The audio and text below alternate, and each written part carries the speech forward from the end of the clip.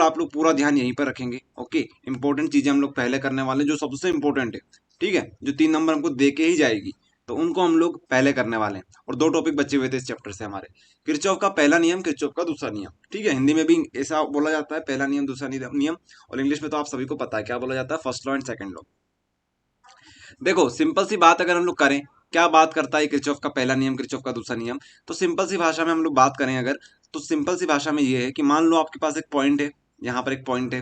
अब आपके घर में तार रखे हुए हैं भैया, ठीक है, वायर रखे हुए हैं। आपने यहाँ से एक वायर को जोड़ दिया, यहाँ से इस तरीके से वायर को जोड़ दिया, इस तरीके से वायर को जोड़ दिया, इस तरीके से वायर को जोड़ दिया, इस तरीके से वायर को जोड़ दिया। अब मान लो इसमें करंट आ रहा है, आई नाम का करंट आ रहा है, ठीक है। अब मान लो किसी ने यहाँ पर हाथ लगाया, इस वायर पे हाथ लगाया, तो करंट उसे लगेगा या नहीं लगेगा, लगेगा उसे करंट। ठीक है, ऐसा नहीं है कि वायर यहाँ से जा रहा है तो डायरेक्ट यहाँ से यहाँ निकल जाएगा। ये जो पॉइंट है, इस पॉइंट को बोलते हैं हम लोग जंक्शन पॉइंट। ठीक है, जहां पर सारे वायर्स मीटअप करते हैं, तो इसे हम क्या बोलते हैं, जंक्शन पॉइंट। जंक्शन पॉइंट, ठीक है, इतनी बात समझ में आई। तो कहा यह जाता है कि अगर आपको पूरा सम करना है, अगर सारे अगर देखो एक काम करते हैं हम लोग, इन सबको एक सिस्टम के अंदर रख लेते हैं, ठीक है, इसके बाहर करंट कहीं पे नहीं जाएगा। तो जब हम लोग इन सारे करंट को जोड़ेंगे, तो करंट हमारा पूरा का पूरा आएगा, कहीं पर भी एनर्जी लॉस नहीं होगी। ठीक है, तो ये कहा जाता है कि मान लो ये करंट आई है हमारे पास, इसमें भी करंट दौड़ा दो आप लोग, इसको बोल दो I2, इसमें भी करंट इस तरीके से दौड़ा दो I3। मान लो यहाँ से करंट जा रहा है I4, यहाँ से करंट जा रहा है यहाँ से करंट जा रहा है हमारे पास I5, यहाँ से भी करंट जा रहा है I6। चलो यहाँ से करंट वापस बना देते हैं, ये हो गया हमारे पास I7। ठीक है, इस तरीके से हमने करंट को हमारा बना दिया। काम नहीं दिख रही है। क्या हो गया, स्क्रीन नहीं दिख रही है सर। स्क्रीन रुक रही है आपकी, ऐसा बोल रहे हो? सर नहीं दिख रहा कुछ, बस आपका नाम आ रहा है साइड में, ब्लैक ब्लैक आ रहा है। सभी के साथ ये प्रॉब्लम है क्या? नो सर, दिख रहा है। चेक करो, आप एक काम करो, क्लास को लीव करके वापस ज्वाइन करो अगर ऐसी प्रॉब्लम आ रही है तो। ठीक है, क्लास को लीव कर दो, वापस ज्वाइन कर लो, तब तक हम यहाँ से रिकॉर्डिंग चालू कर देते हैं। अच्छा, रिकॉर्डिंग तो हो रही है यहाँ पर, ठीक है। बाकी आप क्लास को लीव कर दो एंड वापस से क्लास को ज्वाइन कर लो, ठीक है। नहीं तो कुछ देख लो, राइट साइड अगर हो कहीं पर क्लिक करने का, तो वहां पर क्लिक करके देख लो। चलिए, तो ये बात थी, है ना। तो करंट हमने बना दिए, कहीं से करंट आ रहा है, कहीं पर करंट जा रहा है ना। तो इस सिंबल का मतलब है, जैसे यहाँ से करंट आ रहा है तो इस पॉइंट के ऊपर करंट आ रहा है। तो जो करंट यहाँ पे आता है और करंट जाता है, जब इन सब का हम लोग सम करेंगे, जब हम लोग इन सब का सम करेंगे, I1 plus I2 I3 I4 I5 I6 I7, तो हमारे पास आंसर क्या आएगा, जीरो आएगा। क्या आएगा, जीरो आएगा, ध्यान रखना। इसको बोलते हैं किरचॉफ करंट लॉ, किरचॉफ का करंट नियम, Kirchhoff current law, Kirchhoff current law. आई बात समझ में, करंट की बात हो रही है तो करंट आपको इस तरीके से बताना है। चलो, तो अब एक काम करते हैं, एक नियम रखते हैं यहाँ पर हम लोग, जो करंट यहाँ पे आ रहा है उसे हम लोग लेंगे पॉजिटिव। ये भी कैसा हो जाएगा, ये भी करंट इस पॉइंट के ऊपर आ रहा है तो इसे हम लेंगे पॉजिटिव। ये करंट आ रहा है, जा रहा है, आ रहा है, तो इसको लेंगे हम लोग पॉजिटिव। अब ये करंट जो है ये जा रहा है यहाँ से, तो जाने वाले को हम लोग लिखते हैं नेगेटिव। यहाँ से जा रहा है तो नेगेटिव, यहाँ से जा रहा है तो नेगेटिव, ये तो आ रहा है हमारे पास, ठीक है, तो इसको लेंगे पॉजिटिव। इस तरीके से आपको बताना है। इस जंक्शन पॉइंट की तरफ जो आ रहे हैं उनको लेंगे पॉजिटिव, उसके अलावा बाकी को लेंगे हम लोग नेगेटिव। तो इस तरीके से हमको बनाना है। ओके, तो अब हम लोग सम कर लेते हैं इनका। कैसे लिखोगे आप लोग, तो लिखोगे I1 तो पॉजिटिव है, इसके बाद I2 भी हमारे पास पॉजिटिव है, I3 देखो, I3 हमारे पास ये भी आ रहा है इस तरफ, तो हम लोग लिखेंगे I3 भी पॉजिटिव। I4 को देखो, I4 जा रहा है यहाँ से, तो I4 को हम लोग माइनस करेंगे। I5 भी हमारे पास से जा रहा है, इसको माइनस करो। I6 आ रहा है या जा रहा है, जा रहा है, तो माइनस करेंगे। I7 आ रहा है, देखो यहाँ पर I7 आ रहा है, तो इसको हम लिखेंगे पॉजिटिव I7, और इक्वल्स टू क्या कर देंगे, जीरो कर देंगे। ये आपका खत्म हो गया भैया, कौन सा नियम, ये खत्म हो गया आपका पहला नियम, बस इतना सा है। ठीक है, ये बहुत पुराने समय की बात है, किरचॉफ बहुत पुराने समय, आजकल तो मतलब बहुत सारी चीज चल चुकी है, लेकिन जब इलेक्ट्रिसिटी के बारे में बात हो रही थी, इलेक्ट्रिसिटी का नेचर समझा जा रहा था, उस टाइम की बात है ये। इसलिए छोटी छोटी बातें जो कि हमें पहले से हेलो पता है। हाँ बोलिए। भैया, वो क्या है, थोड़ा मेरा नेटवर्क इशू आ गया था तो ये थोड़ा टॉपिक छूट गया, इसको एक बार और मिनी में एक्सप्लेन कर दीजिए। चलो, ऐसा है कि मान लो ये हमारे पास एक पॉइंट है, ये हमारे सारे वायर है, ठीक है। ऐसा वायर हमने अरेंज कर रखा है, ये वायर इस तरीके से कर रखा है, ये वायर इस तरीके से, ये वायर इस तरीके से। मान लो यहाँ से करंट आ रहा है, I1 करंट हमने नाम दे दिया, इसमें से भी आपने करंट दौड़ा दिया, यहाँ से भी करंट जा रहा है इस तरफ, यहाँ से भी करंट इस तरफ जा रहा है। अब भैया करंट तीन तरफ से जा रहा है, तो हमने सोचा कि चलो यहाँ से करंट जा, यहाँ पे आ रहा है, यहाँ से जा रहा है, तो ये जो सिंबल है इसका मतलब है जंक्शन पॉइंट से करंट इस तरफ जा रहा है, ये इस तरफ जा रहा है, ये इस तरफ जा रहा है। तो जाने वाले के आगे हम लोग लिखते हैं माइनस माइनस माइनस, आने वाले की तरफ लिखते हैं पॉजिटिव पॉजिटिव पॉजिटिव। जब हम इनको सबको सम करते हैं, ठीक है, जब इनको सबको सम करते हैं तो आंसर क्या आता है हमारे पास, जीरो आता है। इसको बोलते हैं किरचॉफ करंट लॉ। देख लो आप लोग, पहले तो यहां पर पढ़ लो किस तरीके से आपको अपनी डेफिनेशन लिखनी है।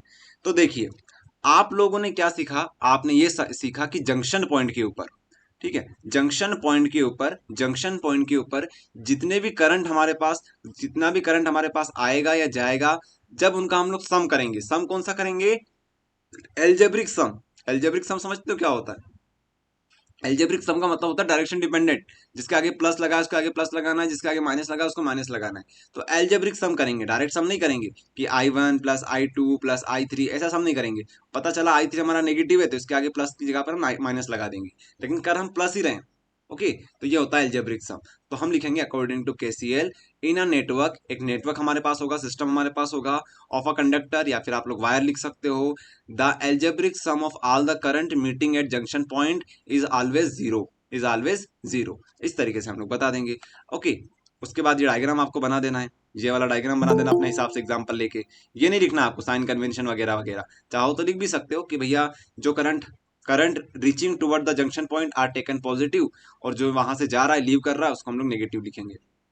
ओके, चलो कोई एंट्री करके भैया इसको जाएंगे ऐसे क्लास लिख में। सकते हैं, in an electric current the algebraic sum of all the current meeting at a junction is zero.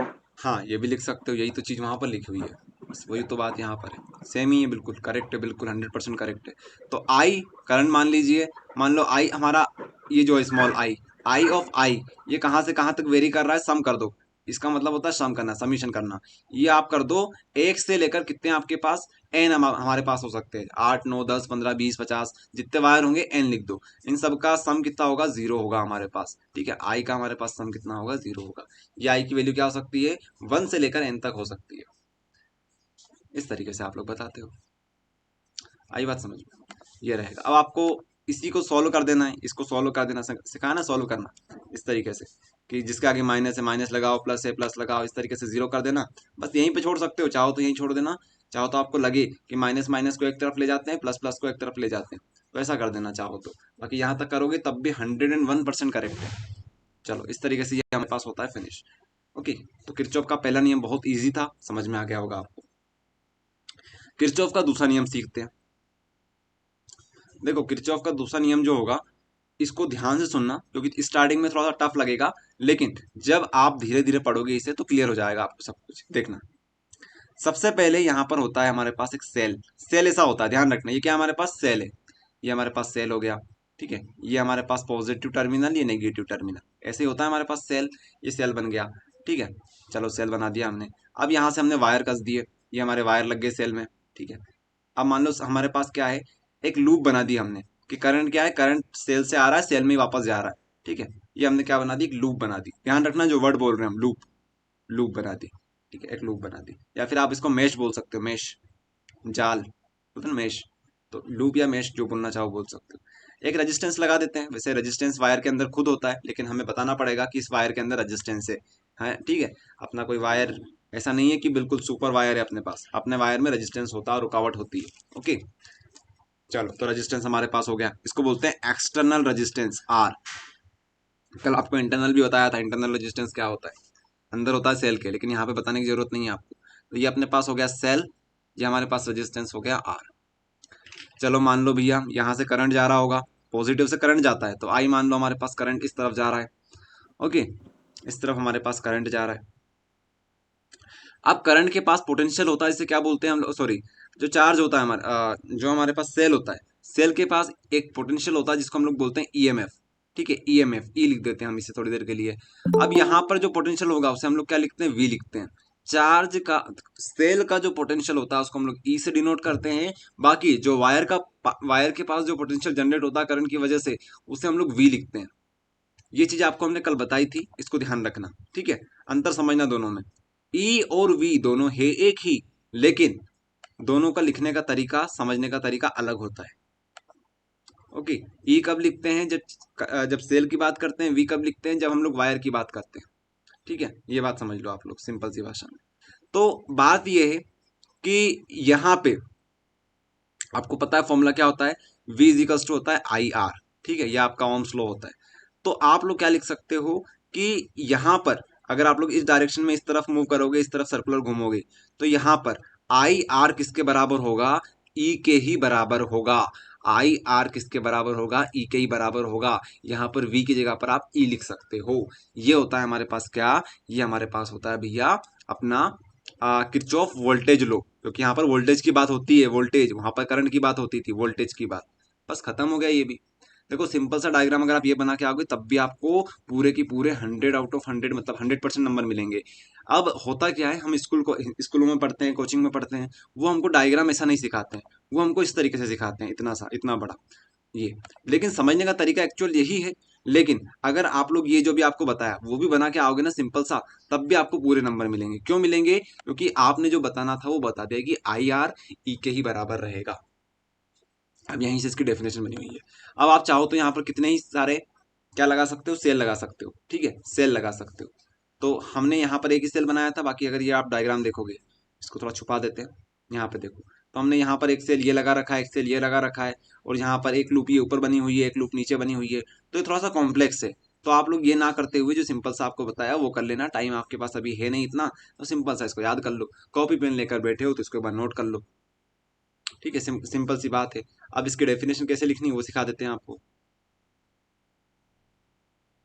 एक काम करते हैं, इसको ऐसा कर देते हैं।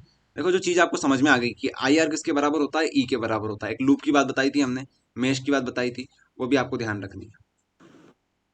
देखो यहाँ पर according to KVL the net potential, मतलब जो ईएमएफ होता है in a closed mesh. Closed mesh मतलब वही लूप, एक लूप के अंदर क्लोज होनी चाहिए बिल्कुल। ठीक है, क्लोज मतलब जहां चालू किया वहीं पर खत्म हो जानी चाहिए, ऐसा। जैसे ये ए बी सी ये डी, तो आखिरी में यहीं पे आ जाना चाहिए करंट वापस। ओके, इसको बोलते हैं क्लोज लूप। तो क्लोज लूप के अंदर, क्लोज मेश के अंदर जो हमारे पास पोटेंशियल होता है ई किसके बराबर होता है, ये होता है आई और आर के, आई और आर के प्रोडक्ट के बराबर। प्रोडक्ट मतलब मल्टीप्लाई के बराबर। आई बात समझ में, ये चीज लिखी, is equal to the sum of product of current and its corresponding resistance. तो आई मतलब करंट, आर मतलब रेजिस्टेंस। तो आप लोग सिंपल सी भाषा में लिख सकते हो कि हमारे पास जितना भी रेजिस्टेंस होगा, आई होगा, तो आई आर का सम कर दो। जितने भी अभी हमने रेजिस्टेंस एक ही बनाया, अगर ज्यादा रेजिस्टेंस होते तो हम क्या कर देते, I R plus I R जितने भी होते हमारे पास इक्वल्स टू ई कर देते। और यहाँ पर भी ई हमारे पास कितने हो सकते थे, तो हम क्या बोल सकते हैं कि हमारे पास जो ईएमएफ होगा वो किसके बराबर होगा, वो आई इंटू आर के बराबर होगा। यहाँ पर आई हमारे पास करंट है, आर उसका करस्पॉन्डिंग रेजिस्टेंस है। करस्पॉन्डिंग का मतलब है, समझते हो करस्पॉन्डिंग का मतलब क्या होता है। करस्पॉन्डिंग का मतलब ऐसा, जैसे मान लो ये रेजिस्टेंस है हमारे पास आर, ठीक है, ये रेजिस्टेंस हो गया हमारे पास आर, और इस यहाँ से करंट जा रहा है इस तरीके से आई। तो इस करंट के बेसिस पे ये जो रेजिस्टेंस होगा ये इसका ही रेजिस्टेंस है। मान लो यहाँ पर एक रेजिस्टेंस लगा हुआ है आर, ये एक अलग अलग बन गया, तो आप लोग इसका मल्टीप्लाई इससे करना, इसके करस्पॉन्डिंग रेजिस्टेंस से करना, इससे मत कर देना क्योंकि ये तो अलग है।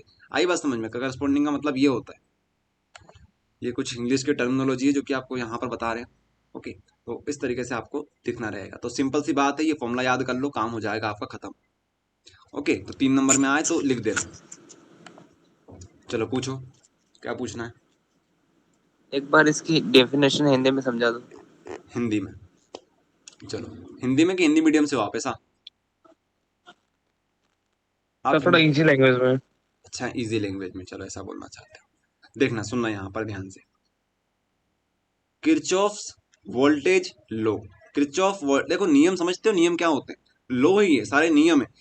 जब इलेक्ट्रिसिटी की बात चल रही थी, करंट के ऊपर बात चल रही थी, तो कुछ नियम जो फिजिक्स के होते हैं उनको ध्यान से समझा गया, उनके ऊपर रिसर्च करी गई, तो उनको ये पता चला कि ऐसा होता है कि अगर आपने एक सेल लगा रखा है तो सेल का जितना वोल्टेज होगा, ठीक है, वो उतना ही वोल्टेज किसका होगा, जब आप आई और आर का मल्टीप्लाई करोगे तब उसका ही वोल्टेज इतना ही निकलेगा। तो यही बात उन्होंने बताई और यही हमारा नियम है बस, कि आई इंटू आर करोगे तो हमारे ईएमएफ के बराबर आएगा। और ध्यान ये रखना है कि ये जो नियम होता है ये क्लोज्ड मेश के ऊपर काम करता है। अगर आप ये वर्ड लिखना भूल जाओगे, क्लोज्ड मेश या फिर क्लोज्ड लूप, तो आप मान के चलना आपके नंबर एक नंबर काट लिया जाएगा, 3 में से एक नंबर काट लिया जाएगा इस वर्ड की वजह से। क्योंकि भैया मान लो अगर आपने यहाँ पर क्लोज लूप नहीं करी, यहाँ से इस तरीके से बना दिया, इस तरीके से बना दिया, और ये करंट हमारा कहीं और जा रहा है, कोई और यूज कर रहा है, तो कहाँ करंट आया बताओ? करंट हमारे पास वापस आ ही नहीं रहा, करंट तो जीरो हो जाएगा। मान लो किसी ने बड़ा जनरेटर लगा दिया यहाँ पर, आपने यहाँ पर छोटा मोटा सेल लगा दिया, मतलब बैटरी लगा दी, तो सब खा जाएगा आपका। तो आई बात समझ में? तो क्लोज करना बहुत जरूरी है, तो ये चीज यहाँ पर जरूरी है। आया समझ में या नहीं आया बताओ? अरे याद करना पड़ेगा, ई इजिकल्स टू हो जाएगा हमारे पास, ई इजिकल्स टू आई आर, ये याद कर लो बस। ये हमारे पास क्या है? नेट पोटेंशियल या फिर नेट ईएमएफ। आई बात समझ में? और डायग्राम तो आपको बता दिया किस तरीके से बनाना है, एक सेल लगा देना, करंट बना देना, और साथ में एक रेजिस्टेंस लगा देना, बस हो गया काम। चलिए अभी समय नहीं हमारे पास, नहीं तो इसके ऊपर और बात करते। क्या आप भी समझते हो ये बात कि हमारे पास अब समय की थोड़ी सी कमी है? तो जो छोटी मोटी चीजें हैं आप रिवीजन करते रहना, साथ में आपको एक बार बता दिया हमने। अच्छा, एक और क्वेश्चन हमारे पास आता है यहीं से निकल के, wheat stone bridge. Wheatstone bridge नाम सुना है? Wheat stone bridge, Wheatstone bridge, इसको भी करवा देते हैं। कौन सा क्वेश्चन है ये व्हीट स्टोन ब्रिज वाला? 5th नंबर वाला क्वेश्चन है, 3 मार्क्स वाला। Okay, wheat stone bridge.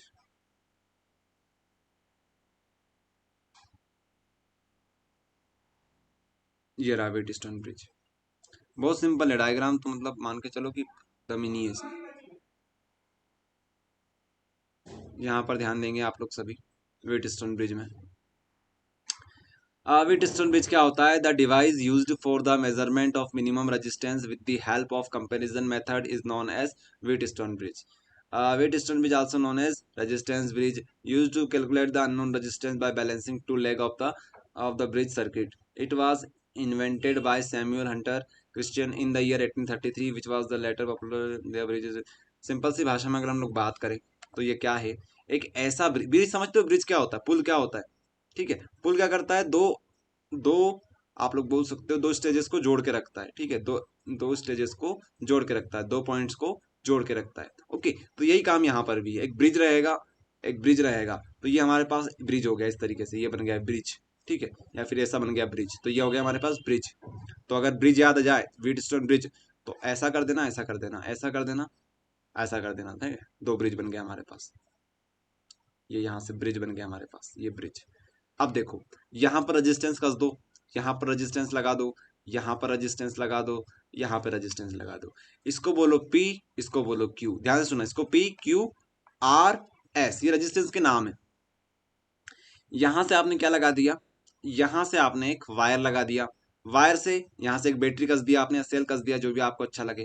ठीक है, ये हमने बैटरी कस दी, क्योंकि यहाँ पर हमने 2 सेल लगाए, 2 सेल, एक सेल जो होता है उसको सेल बोलते हैं, एक से ज्यादा सेल जब मिल जाते हैं तो उनको बैटरी बोलते हैं। तो ये हमने बैटरी कस दी यहाँ पर। ओके, तो करंट जाएगा इस तरीके से, ऊपर जाएगा करंट, आई करंट मान लेते हैं, करंट जा रहा है ऊपर इस तरीके से। अब हम लोग क्या करेंगे? यहाँ पर एक गैल्वेनोमीटर लगा देंगे, यहाँ पर आप लोग लट्टू भी लगा सकते हो, बल्ब भी लगा सकते हो, ताकि आपको पता चल सके करंट आ रहा है या नहीं आ रहा है। ठीक है, तो हमने यहाँ पर बीच में गैल्वेनोमीटर लगा दिया, उसमें डिफ्लेक्शन होगा, उसकी जो नीडल होती है वो क्या करेगी? वो दोनों तरफ मूव करेगी। ठीक है, मूव करेगी मतलब डिफ्लेक्शन शो करेगी। तो ये होता है यहाँ पर। तो अब देखिए आप लोग क्या होगा, ये हो गया P, ये हो गया Q, ये हो गया R, ये हो गया हमारे पास S। तो अब यहाँ पर इसका सबसे मेन फंडा क्या है, क्यों इसका यूज कर रहे हैं, वो आपको बताते हैं। ध्यान से सुनिएगा, हमारे पास P Q R ये 3 रेजिस्टेंस पहले से रहेंगे, 3 रेजिस्टेंस हमारे पास रजिस्टर पहले से रहेंगे। लेकिन मान लो आप में से कोई आया कि भैया मेरे पास एक वायर रखा हुआ है, जरा ये बताओ कि ये वायर, इसमें से करंट फ्लो होगा कि नहीं होगा। एक तो आपके पास ये मेथड है कि वो वायर को लेके जाओ और कहीं पर भी कनेक्ट कर दो, बस उसका टच मत करना, नहीं तो पता चले कि वो वायर कंडक्टर हो और आप उसको टच कर दो तो आपको करंट लग सकता है। लेकिन अगर आपको पता लगाना है कि वायर सच में कंडक्टर है या नहीं है, मतलब कंडक्ट कर सकता है या नहीं कर सकता इलेक्ट्रिसिटी, तो उसमें आप लोग इसकी हेल्प ले सकते हो, व्हीटस्टोन ब्रिज की। मान लो आपके पास 3 पहले से थे, P Q R। अब आपके मन में आया कि ये हमारे पास वायर है, इसको चेक करना है, तो आप क्या करोगे? यहाँ पर लगा दोगे रेजिस्टेंस अपना, यहाँ पे अपना जो वायर है यहाँ से लेके यहाँ तक ये कस दिया आपने वायर अपना। अब यहाँ पर क्या होगा? यहाँ पर आपको चेक करने की जरूरत इस तरीके से बन जाएगी कि जब जब यहाँ पे यहाँ पे यहाँ पे यहाँ पे जब आप करंट को दौड़ाओगे, तो एक कंडीशन हमारी बनती है कि P upon Q equals to R upon S। ठीक है, ये आप लोग करके देख लो। तो अब मान लो आपके पास पी क्यू आर, नहीं पी क्यू और आर, हाँ ये पी क्यू आर का रेजिस्टेंस तो आपको पहले से पता था, तो पी का पहले से पता था, क्यू का पहले से पता था, पी क्यू आर का पहले से पता था, और एस जो बचा हुआ ये आप लोग यहां से कैलकुलेट कर सकते हो, रेजिस्टेंस उसका कैलकुलेट कर सकते हो कि कितना अच्छा कंडक्टर है। जितना कम रेजिस्टेंस रहेगा उतना अच्छा हमारे पास ये कंडक्टर बनेगा। मान लो पी की वैल्यू कितनी है हमारे पास 10 है, क्यू की वैल्यू हमारे पास मान लो 20 है, आर की वैल्यू हमारे पास मान लो 30 है, तो बताओ एस की वैल्यू क्या होगी। तो आप लोग इस मेथड की हेल्प से सोल्व कर सकते हो। क्या आएगा इसका आंसर, 0 से 0 कैंसल, एंड एस और यहाँ पे आ जाएगा 30 × 2, तो एस की वैल्यू कितनी बनेगी, 60 बनेगी। तो आप लोगों ने रेजिस्टेंस निकाल लिया, देखो इसका कि इसका भैया हमारा रेजिस्टेंस कितना आएगा, 60 रेजिस्टेंस आएगा, इसका 60 ओम का रेजिस्टेंस आएगा। मतलब ये जो वायर है हमारा इतना अच्छा कंडक्टर नहीं है, हाँ फिर भी यहाँ से इलेक्ट्रिसिटी कंडक्ट हो सकती है। आई बात समझ में, ये रहेगा, इस तरीके से आप लोग पता लगा सकते हो। तो अब हम लोग बात करते हैं किस तरीके से हमें एग्जाम में लिखना है ना। सबसे इंपॉर्टेंट तो यही है, हमें समझ में आ गया कि हाँ ये चीज होती है। अब हम लोग लिख सकते हैं, डायग्राम तो बना दोगे आप लोग, कोई बड़ी बात नहीं है, डायग्राम के आपके 1 नंबर पक्के हो जाएंगे। अब दूसरी बात, डेफिनेशन एंड कंडीशन। तो डेफिनेशन ये बोलती है कि व्हीटस्टोन ब्रिज एक डिवाइस है, ध्यान से सुनना, 3-4 वर्ड बोलेंगे और खत्म कर देंगे इसको। डिवाइस है जो क्या करता है, रेजिस्टेंस को मेजर करता है, रेजिस्टेंस को मेजर करता है, मेजरमेंट ऑफ मिनिमम रेजिस्टेंस, या फिर आप डायरेक्ट लिख सकते हो रेजिस्टेंस को मेजर करता है। Okay, with the comparison method, with comparison method, with the help of comparison method, ये लिखा हुआ है यहाँ पर, with the help of comparison method, compare कर रहे थे ना हम लोग इसका इससे, इसका there is a condition P upon Q equals to R upon S, इस कंडीशन के हेल्प से हम लोग निकालते हैं। ठीक है, अब ये किस प्रिंसिपल पे काम करता है तो बताओ जरा। तो अभी आपने पढ़ा था Kirchhoff voltage law, Kirchhoff voltage नियम जो होता है हमारा, उसके ऊपर काम करता है, वोल्टेज के ऊपर काम करता है। ये आई बात समझ में। तो बस इतने सारे पॉइंट को मिलाकर आप डेफिनेशन बना देना, डायग्राम बना देना, आपके 3 में से 3 नंबर कोई नहीं ले सकता।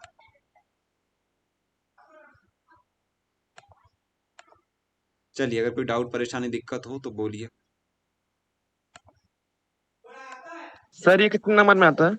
3 नंबर में,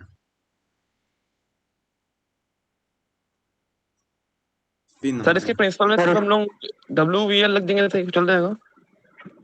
WVL मतलब क्या, WVL? सर यही वोल्टेज लॉ वाला किरचॉफ का। KVL लिखो, KVL, WVL नहीं है, KVL।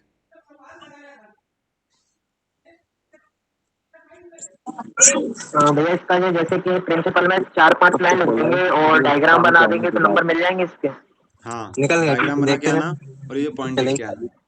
ठीक है, इसकी और डेफिनेशन लिखाएंगे मतलब साथ में। निकल हाँ, रहा और है क्या, ये जो पॉइंट आपको बताया सब तो समझ में आ गया आपको, बचा क्या उसमें, हाँ और क्या खत्म, और क्या ये वाला। निकल गया राइट।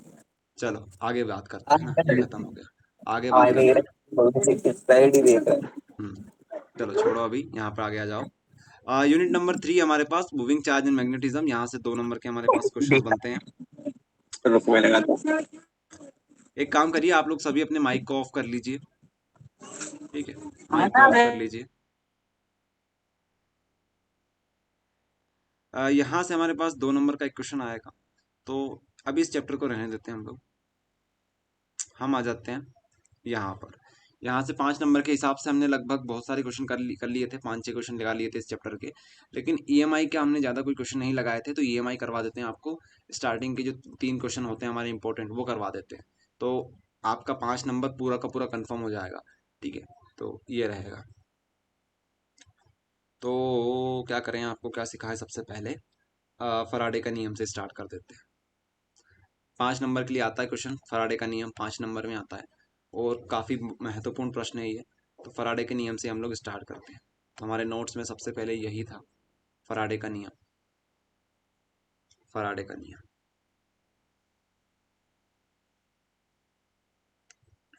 देखिए, फराडेस लॉ क्या बोलता है, फराडे का नियम, और क्या होता है ईएमआई, इलेक्ट्रोमैग्नेटिक इंडक्शन, वो आपको समझाते हैं।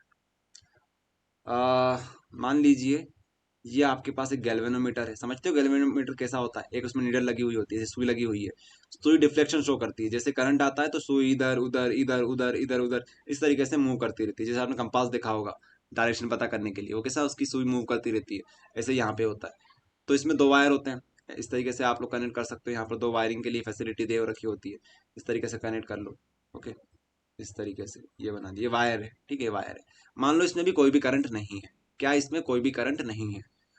अब आप में से कोई एक गया और एक क्या लेके आ गया, बार मैग्नेट लेके आ गया। बार मैग्नेट समझते हो, नॉर्थ पोल साउथ पोल, ये बार मैग्नेट लेके आ गया, ठीक है। अब बार मैग्नेट को आपने क्या किया, बार मैग्नेट को आपने क्या किया, बार मैग्नेट को आपने इसके सामने, ये जो वायर है ना हमारे पास, वायर के सामने क्या किया,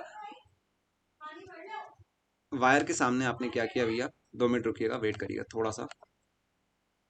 हाँ आ रहे हैं, भर लेंगे ना। चल चलिए, आवाज आ रही है आप सभी को, वॉइस आ रही है, बता दीजिए आप फटाफट। यस सर, आ रही है। यस आ सर। रही है। ओके, तो यहाँ यहाँ पर ध्यान से सुनिएगा, आपके पास एक गैल्वेनोमीटर था, एक आपके पास वायर था, आपने यहाँ पर क्या लेके आ गए, बार मैग्नेट लेके आ गए। अब आपको करना क्या है, इस बार मैग्नेट को इस तरफ इस तरफ इस तरफ इस तरफ इस तरफ इस तरीके से आपको क्या करना है, मोशन करवाना है। क्या करवाना है, इसका मोशन करवाना है, मोशन। मोशन समझते हो, इसको इस तरफ मूव करवाओ, फिर इस तरफ मूव करवाओ, लेकिन मोशन बंद नहीं करना है, मोशन करवाते रहना है। ऐसे ऐसे ऐसे ऐसे ऐसे ऐसे ऐसे ऐसे करवाते रहो बस इसको, समझ रहे हो। मैग्नेट लेके आना, एक वायर लेके आना, उसको ऐसे ऐसे मूव करवाता रहना, ऐसे ऐसे ऐसे। तो इससे क्या होगा पता है आपको, इस वायर के अंदर करंट आ जाएगा, इस वायर के अंदर क्या आ जाएगा, करंट आ जाएगा। अब आप में से बहुत सारे लोग सोच रहे होंगे कि ये क्या बता रहे हैं आप लोग, ये तो सब बेवकूफ़ी है, ऐसा कुछ होता है क्या। लेकिन ये सत्य है, यही सत्य है। आप मैग्नेट लेके आ जाओ, वायर के अंदर करंट आ जाएगा, ये रियलिटी है और ऐसा हुआ है, इसलिए इसको बोलते हैं चमत्कार होता है इस चैप्टर में, इलेक्ट्रोमैग्नेटिक इंडक्शन में। तो इलेक्ट्रोमैग्नेटिक इंडक्शन की कहानी क्या है, अगर आपके पास एक वायर है, साथ में आपके पास एक बार मैग्नेट है, जब उसका मोशन करवाते हो, और मोशन कैसा, रिलेटिव मोशन। रिलेटिव का मतलब समझते हो, करवाते रहना है, कभी इधर दोनों तरफ, इस तरीके से। आ रही बात समझते, रिलेटिव मोशन। तो जब रिलेटिव मोशन होता है तो क्या होता है हमारे पास, हमारे वायर के अंदर करंट आ जाता है। तो पता कैसे चलेगा, तो हमने यहाँ क्या लगा रखा है, गैल्वेनोमीटर लगा रखा है। तो इसकी नीडल क्या होगी, कभी इधर कभी इधर, कभी इधर कभी इधर, कभी इधर कभी इधर, इस तरीके से ये करेगी। आई बात समझ में। तो इसको बोलते हैं हम लोग, इस प्रिंसिपल को बोलते हैं ईएमआई, इलेक्ट्रोमैग्नेटिक इंडक्शन। तो यहाँ पर जो करंट जनरेट होगा उसे हम क्या बोलेंगे, उस करंट को बोलेंगे हम लोग इंड्यूस्ड करंट। क्या बोलेंगे, induced current, induced current, induced current, क्योंकि ये पैदा हुआ है ऑटोमेटिक, हमने कोई यहाँ से कोई सेल वगैरह नहीं लगाया, इसमें ऑटोमेटिक आया हुआ है, तो इसको बोलते हैं इंड्यूस्ड करंट। आई बात समझ में, ध्यान रखना, इंड्यूस्ड करंट इसे बोलते हैं, ये चीज होती है इंड्यूस्ड करंट। ओके, तो अब अगर हम लोग थोड़ी टर्म समझें कि क्या क्या चीजें हैं जो कि हमें लिखनी रहेगी एग्जाम में और किस तरीके से इसको एक्सप्लेन करना है, वो आपको समझा देते हैं।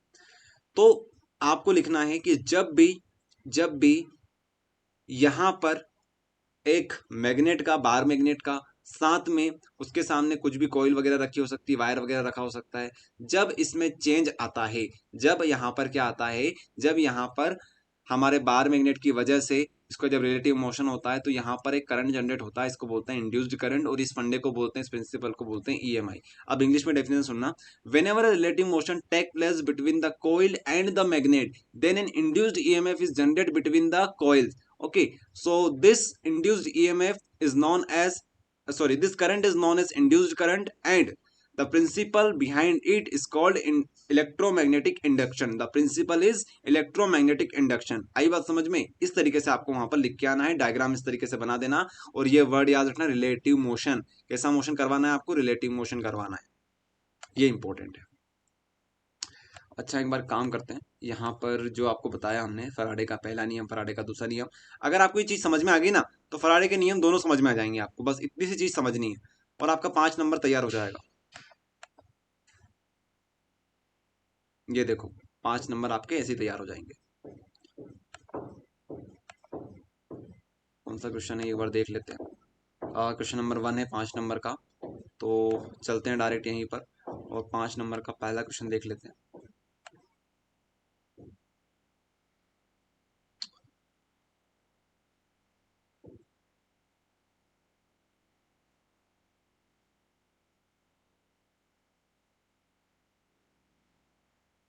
ये रहा,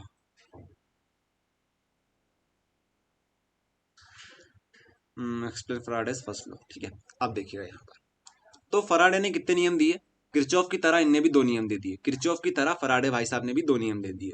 तो डायरेक्ट नियम के ऊपर बात करते हैं, तो आप लोग लिख लोगे फराडे ने एक्सपेरिमेंट किए, एक्सपेरिमेंट करने के बाद उन्हें 2 नियम पता चले, और इसको बोलते हैं ईएमआई के 2 नियम, इलेक्ट्रोमैग्नेटिक इंडक्शन के 2 नियम। तो 2 नियम कौन कौन से हैं उनके ऊपर हम लोग डायरेक्ट बात कर लेते हैं। जो चीजें आपको बताई है ना, उसी से ही ये चीजें जुड़ी हुई है। तो देखिए, पहला जो नियम वो क्या बोलता है, whenever magnetic flux associated with the circuit change induced EMF is produced. तो मान लीजिए हमारे पास वायर है। अब देखो, वायर एक्चुअल में जो होता है आपको छोटा सा दिखता है, लेकिन अगर आप उसको ध्यान से देखते हो तो एक तरीके से क्या होता है, हमारे पास सिलेंड्रिकल फॉर्म में होता है वो, ठीक है, इस तरीके से होता है हमारे पास सिलेंड्रिकल फॉर्म में।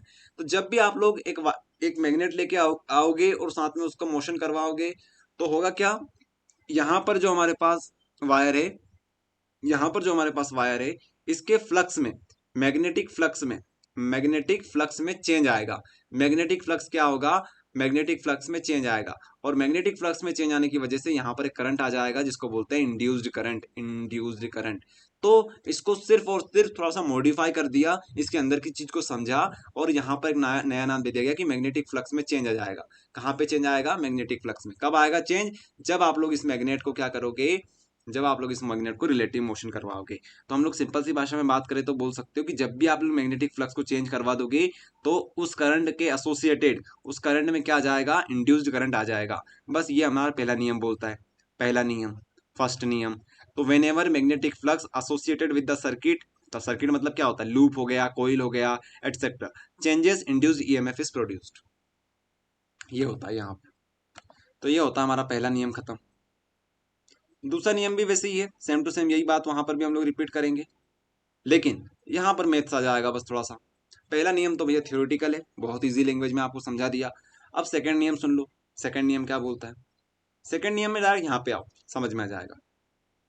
सेकंड नियम मैथमेटिकल ट्रीटमेंट की तरफ बात करता है कि इंड्यूस्ड करंट बोल दो या फिर इंड्यूस्ड ईएमएफ बोल दो। इंड्यूस्ड करंट समझ में आया, जो पैदा हो रहा है वहां पर, जो करंट हमने वहां पर जनरेट करवाया उसको बोलते हैं इंड्यूस्ड करंट। तो आप लोग जितना मैग्नेटिक फ्लक्स में चेंज करोगे, जितना मैग्नेटिक फ्लक्स में चेंज करोगे, फ्लक्स, मैग्नेटिक फ्लक्स क्या होता है, फाई बी, फाई बी। तो जितना इसमें चेंज करोगे, क्या करोगे, चेंज करोगे, जितना इसमें चेंज आएगा उतना हमारा क्या बढ़ता जाएगा, करंट बढ़ता जाएगा।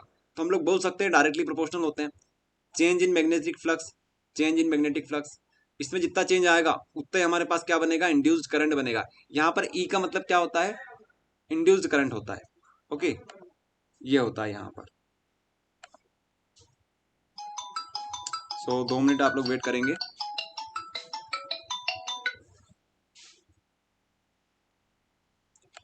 ओके, सो एक कॉल आ गया था, हो गया। यहाँ पर देखिएगा आप लोग, फिर से एक बार समझाते हैं सेकंड नियम को क्या बोलता है। हमारा सेकंड नियम ये बोलता है कि जब भी मैग्नेटिक फ्लक्स में चेंज आएगा, मैग्नेटिक फ्लक्स में चेंज आएगा, चेंज समझते हो चेंज क्या होता है, अगर आपने थोड़ा सा मैथ्स पढ़ा हुआ है तो d y by d x करते हैं हम लोग, d y by d x, या फिर हम लोग लिख देते हैं d x by d t, d x by d t. ये चीजें, इसका मतलब क्या होता है कि हमारा एक्स चेंज हो रहा है समय के हिसाब से। आई बात समझ में, समय के हिसाब से चीजें चेंज होती रहती है। जैसे अभी बज रही थी हमारे पास 5, तो 5 बजे हम क्या पढ़ रहे थे, किरचॉफ का नियम पढ़ रहे थे, लेकिन समय बढ़ा, समय में चेंज आया, अब हो चुकी है 5:41। तो इसका मतलब क्या हुआ, समय चेंज हुआ। समय चेंज होने की वजह से हमारा टॉपिक भी चेंज हो गया, आने वाले समय में अगला और टॉपिक आएगा। तो यही बात है, समय के रिस्पेक्ट में चेंज आता है हमेशा। तो पहले हमारे पास phi 1 टाइम था, अब phi 2 टाइम हो गया, तो इसमें से इसको माइनस कर देंगे तो चेंज निकल जाएगा। आई बात समझ में, ये होता है यहाँ पर। तो जितना यहाँ पर चेंज आएगा उतना ही हमारे पास क्या होगा, उतना ही हमारे पास ई बनता जाएगा। तो बस यही चीज यहाँ पर लिखी हुई है। अब आपको पता है कि जब भी साइन हटता है, हमारा प्रोपोर्शनलिटी का साइन हटता है, तो क्या आता है, यहाँ पर इक्वल टू का साइन आ जाता है, और साथ में एक माइनस, सॉरी, यहाँ पर इक्वल टू का साइन आता है, साथ में एक कांस्टेंट आता है, ठीक है, कांस्टेंट आता है, और साथ में जो चीजें लिखी हुई है वो तो वैसी की वैसी हमारे पास आ जाती है। ये रहेगा।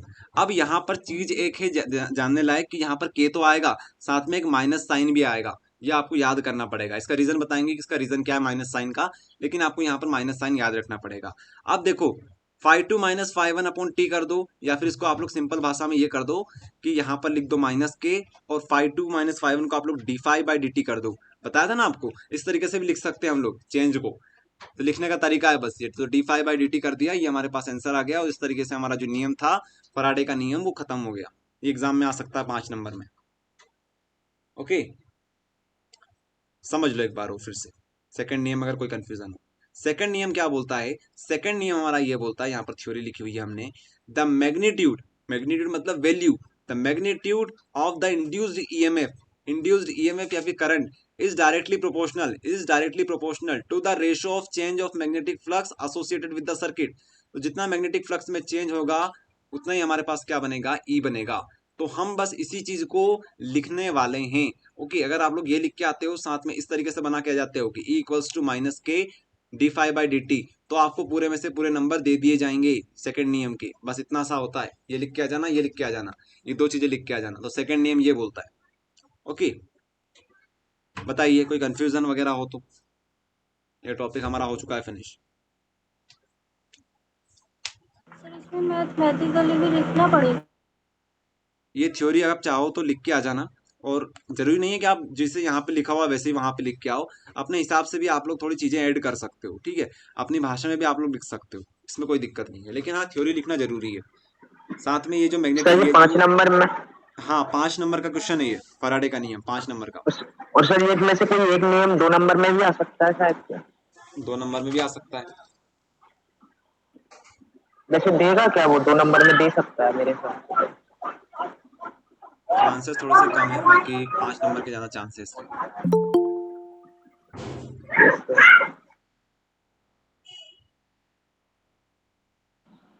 चलिए, तो ये इस तरीके से ये जो क्वेश्चन थे सर वो थे। माइनस साइन का शो कर रहा है। क्या हो गया? सर सर थ्योरी में माइनस, क्या लिखना जरूरी है? आपकी आवाज नहीं आ रही, फिर से बोलो। सर थ्योरी में कितनी लाइन लिखना जरूरी है? थ्योरी में कितनी लाइन लिखना जरूरी है? थ्योरी में आपको लगभग 3 से 4 लाइन कम से कम लिख के आना। ओके, एंड इसके बाद ये जो अपना ये जो है अपना एक्सप्रेशन, मैथमेटिकल एक्सप्रेशन, इसको तो आप लोग आराम से 2-2 लाइन 3-3 लाइन में छोड़ छोड़ के आराम से आधा पेज भर सकते हो, इस तरीके से लिख देना। देखो, आप चाहो तो इनको बताने कि यहाँ पर टी, टी का मतलब टाइम होता है, फाई का मतलब मैग्नेटिक फ्लक्स होता है, ठीक है, इस तरीके से लिख देना। अब देखो, माइनस साइन आपको बताया नहीं अभी हमने कि माइनस का क्या मतलब है, तो माइनस की कहानी क्या है वो समझाते हैं आप। तो माइनस की कहानी समझाने के लिए एक साइंटिस्ट आए जिनका नाम था लेंस। लेंस, और यहाँ से नियम आता है लेंस का नियम। लेंस का नियम किसके ऊपर बात करता है? उस माइनस साइन के ऊपर बात करता है।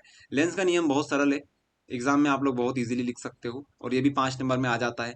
तो इसको कर लोगे ना तो मान के चलो आपने बहुत कुछ कर लिया इस चैप्टर से, सारे इंपॉर्टेंट क्वेश्चन आपने कर लिए।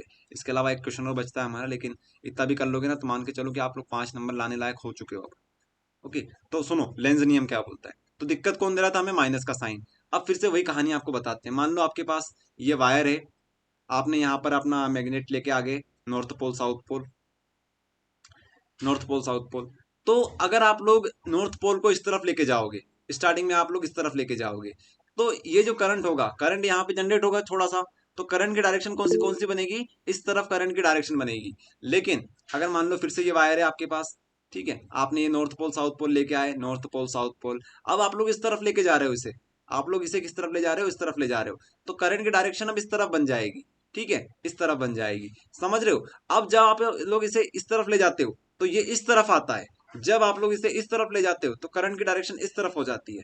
तो इसे बोलते हैं कि हमारा जो करंट जनरेट हो रहा है अंदर, वो हमेशा जिसकी वजह से ये जनरेट हो रहा है उसके डायरेक्शन को हमेशा अपोज करेगा। आई बात समझ में? ये चीज होती है। मतलब यहाँ पर एक कहावत कही जाती है कि जिसने इसको पैदा किया है ये उसी का नाश करना चाहता है, उसी को मारना चाहता है। आ रही है बात समझ में? मतलब इसको पैदा करने वाले कौन थे? ये थे बार मैग्नेट। बार मैग्नेट ही अगर इस तरफ जा रहा है तो ये बोलेगा कि नहीं, हम इस तरफ करंट के डायरेक्शन बना लेंगे। अगर ये जा रहा है कि नहीं मैं तो जा रहा हूं इस तरफ, तो बोलेगा मैं इस तरफ जाऊंगा फिर। मतलब हमेशा ये इसको अपोज करेगा। बोलते हैं ना कि कुछ लोग होते हैं जो बिगड़े हुए होते हैं, ये वही है। मतलब पिताजी की बात नहीं मानता है ये, इस तरीके से आप लोग समझ सकते हो। तो यही चीज यहाँ पर लिखी हुई है थ्योरेटिकल फॉर्म में, इसलिए हम लोग नेगेटिव साइन लगाते हैं। देखो यहाँ पर लिखा हुआ है नेगेटिव साइन। नेगेटिव क्यों लगाते हैं? Here minus sign shows that direction of induced EMF is such that it always oppose the change in the magnetic flux associated with the circuit. ये चेंज को हमेशा क्या करेगा? अपोज करेगा, इसलिए नेगेटिव साइन लगाते हैं। अब लेंस नियम समझा देते हैं आपको, लेंस का नियम क्या बोलता है। तो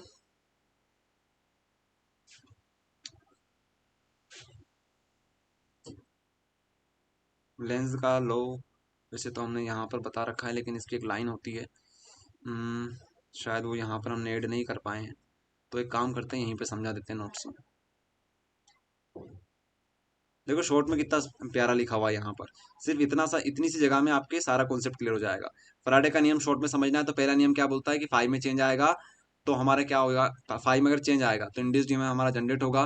दूसरा नियम क्या बोलता है कि E equals to minus K D five by d t, ये बोलता है हमारा सेकंड नियम। तो शॉर्ट में आप लोग इस तरीके से इसको याद कर सकते हो। फिर आया हमारा लेंस लो, तो लेंस लो क्या बोलता है, पहली बात तो ये law of conservation of energy को फॉलो करता है कि जितनी एनर्जी आ रही है उतनी की उतनी हमारे पास रहेगी।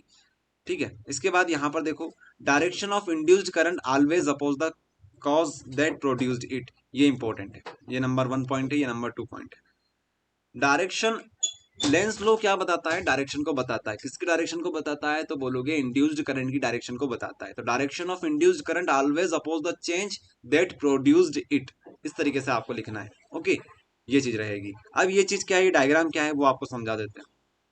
एक और बात ध्यान रखो, आप क्या सोच रहे हो कि मान लो ये हमारे पास वायर है एंड यहां पर हमारे पास अपना बार मैग्नेट है, नॉर्थ पोल साउथ पोल।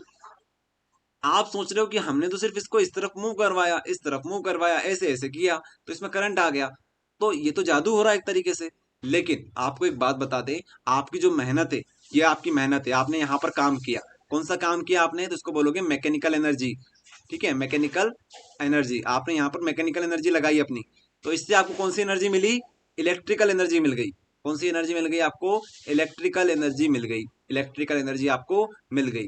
तो इसमें कोई जादू नहीं है, इसमें यही है कि आपकी एनर्जी जो है वो कन्वर्ट कहाँ पे हो गई, इस फॉर्म में कन्वर्ट हो गई। इसलिए बोलते हैं कि energy is neither be created nor be destroy, it transmit from one place to another. ये बहुत बड़े साइंटिस्ट थे हमारे, अल्बर्ट आइंस्टीन, उन्होंने कहा था ये बात। तो एनर्जी क्या होती है, चेंज करती है अपने फॉर्म को। तो आपने मेहनत यहाँ पे करी, इसका रिजल्ट आपको क्या मिला, यहाँ पे आपको रिजल्ट मिल गया। तो यही बात यहाँ पे लिखी हुई है। तो law of conservation of energy, energy हमेशा क्या रहेगी, कंजर्व्ड रहेगी, सुरक्षित रहेगी, ये बात यहाँ पे बताई जाती है। ऑब्जेक्टिव में पूछा जाता है कि बताओ लेंज लॉ किसको फॉलो करता है, तो बोलोगे Lenz law follow law of conservation of energy. Kirchhoff का जो वोल्टेज लॉ था उसमें भी यही आएगा, law of conservation of energy, वो भी एनर्जी को फॉलो करता है, वहां पर भी एनर्जी का कोई लॉज नहीं होता है। अब आपको डायग्राम बता देते हैं किस तरीके से डायग्राम बनेंगे, नॉर्थ का नॉर्थ, साउथ का साउथ।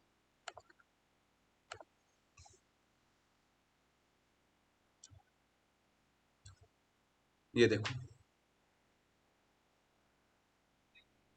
देखना ध्यान से, आपने नॉर्थ पोल साउथ पोल को इस तरफ लेके आए।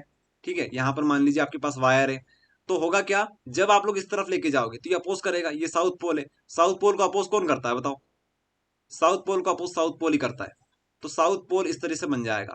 ठीक है, साउथ पोल यहाँ पर आपको बनता हुआ नजर नहीं आएगा, लेकिन आपको फील करना पड़ेगा। साउथ पोल कैसे, इस तरीके से, ये साउथ पोल ऐसे ऐसे ऐसे, तो साउथ ऐसा बनता है। तो साउथ में इस तरीके से आपको करंट देखने को मिलेगा, इस नजरिए से। ठीक, करंट का डायरेक्शन ये हो जाएगी इस तरीके से, इसका जो मुंह खुलता है इस तरफ, इसका मुंह बंद होता है इस तरफ। तो इस तरीके से आपको करंट का डायरेक्शन देखने को मिलेगी, इस तरफ करंट की डायरेक्शन रहेगी। ओके, तो अगर ये नॉर्थ साउथ पोल लेके आ रहा है तो यहाँ पे साउथ पोल बना लेगा। लेकिन ध्यान रखना, अगर ये नॉर्थ पोल लेके आता तो नॉर्थ पोल बना लेता। अब मान लो साउथ पोल लेके जा रहा है कि ठीक है भैया हम तो जा रहे हैं, तो ये क्या बोलेगा, मत जाओ, हम हर चीज में आपको अपोज करेंगे। अगर आप अच्छा काम करोगे तो हम बुरा काम करेंगे, आप बुरा काम करोगे तो हम अच्छा काम करेंगे। ये है कहने का नियम। आई बात समझ में, तो ये जा रहा है इस तरफ, इसको जाने दी, रोकने के लिए हमें क्या करना पड़ेगा, इस तरफ नॉर्थ पोल बनाना पड़ेगा। तो नॉर्थ पोल ऐसा बन जाएगा, तो नॉर्थ की डायरेक्शन इस तरफ बनेगी, यहाँ पर ये, यहाँ पर ये, ऐसा होता है बस।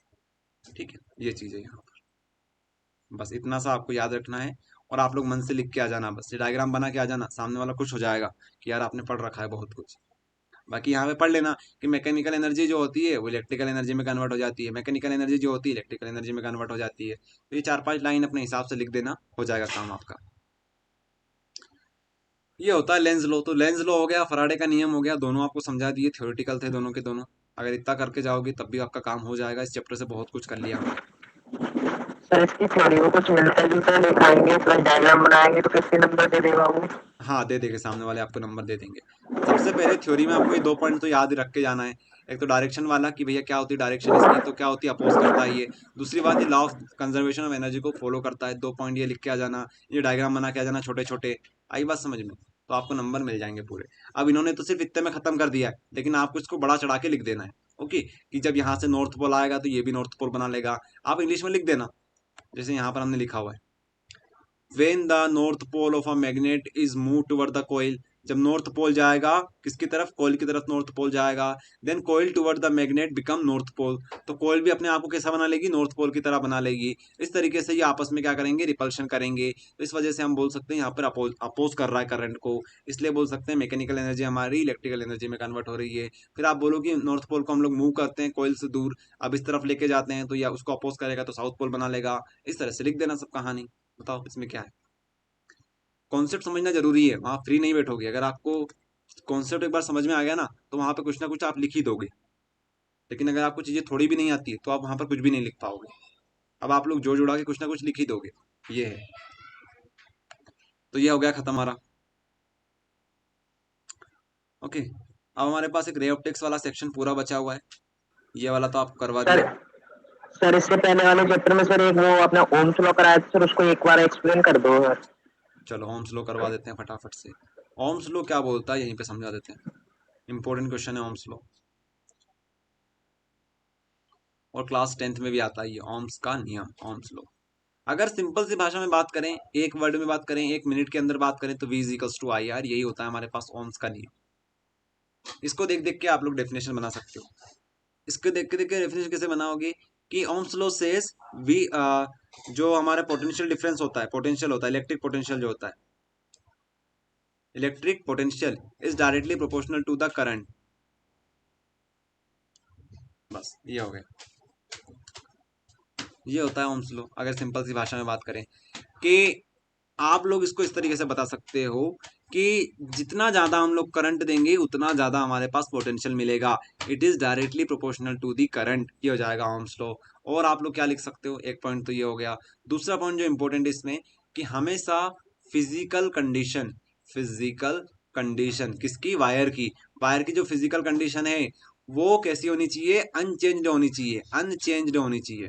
ठीक है, मतलब आपने वायर लेके आए, अब वायर में आपने क्या निकाला, इसका रेजिस्टेंस कैलकुलेट किया तो अच्छी बात है, लेकिन मान लो आपने इस वायर को पहले जला दिया, आग में जला दिया, आग में जलाने के बाद इसको तोड़ दिया, मरोड़ दिया, सब कुछ कर दिया, इसकी 12 बजा दिया आपने, और आप बोलने चले कि चलो इसके अब ओम्स लॉ इसके ऊपर अप्लाई करते हैं, तो ओम्स लॉ इसके ऊपर अप्लाई नहीं होगा। ओम्स लॉ सिर्फ और सिर्फ अच्छे वायर के ऊपर या फिर फिजिकल कंडीशन जिसकी अच्छी होती है उसी पर ही अप्लाई होता है, उसकी अनचेंज कंडीशन होनी चाहिए। ओके, ये चीज यहाँ पे होती है। आगे सर बढ़ते हैं। Physical condition like, physical condition मतलब टेम्परेचर हो गया, टेम्परेचर आपको नहीं देना है, टेम्परेचर नहीं देना है आपको। इसके अलावा आपको यहाँ पर डेंसिटी चेंज नहीं करनी है, डेंसिटी चेंज नहीं करनी है आपको, ये होती है फिजिकल कंडीशन। ओके, ये होती है यहाँ पर physical condition. Temperature and density are its, और मटेरियल भी आप लोग बोल सकते हो जिस मटेरियल से बना हुआ है वो भी आपको चेंज नहीं करना है। नहीं तो पता चले आपने कॉपर का वायर लेके आए थे और बाद में आपने उसको क्या कर दिया, प्लास्टिक का बना दिया, और फिर वहां पर चेक करने लगे कि इसमें इलेक्ट्रिसिटी पास होती है नहीं होती है, तो नहीं होगी वहां पर। ओके, तो मटेरियल आपको चेंज नहीं करना है, जिस मटेरियल से बना हुआ है उसको वैसा का वैसे ही रखना है, तो वहां पर ओम्स लॉ लग जाएगा। और ओम्स लॉ यही होता है, ये वाला, ये होता है फैक्ट, ये V is directly proportional to I, और इस तरीके से आप लोग लिखोगे तो V इज इक्वल्स टू हो जाएगा I, और यहाँ से जब ये हटेगा साइन तो यहाँ पर R आ जाएगा, और R हमारे पास रेजिस्टेंस होता है, तो लिख देना V हमारे पास पोटेंशियल हो गया, I हमारे पास करंट हो गया, R हमारे पास रेजिस्टेंस हो गया। बस, चलिए, तो ये चीजें थी हमारी। बाकी प्रैक्टिस करते रहना, ऐसा मत सोचना कि हम बाहर की चीजें करें, पहले जो चीज आपको आती है, थोड़ी बहुत पढ़ रखी है, उनको और अच्छे से करो। ओके, ज्यादा चीजों के पीछे भागोगे ना तो जो आता है वो भूल जाओगे।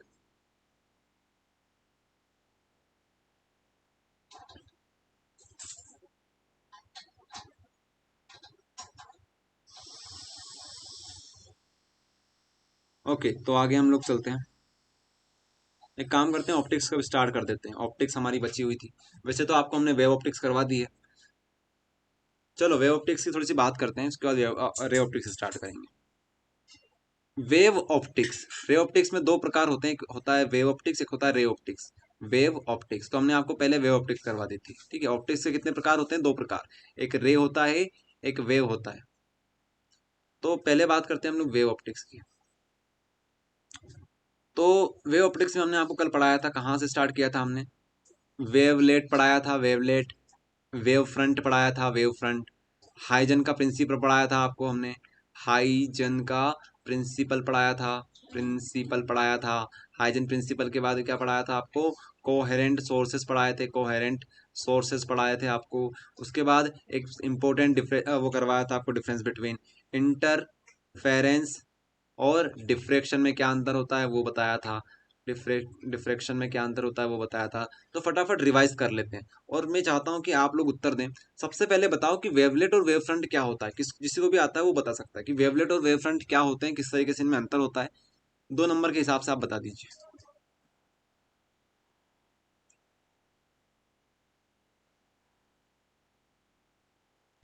ये 3 2 5 टॉपिक बहुत इंपॉर्टेंट है।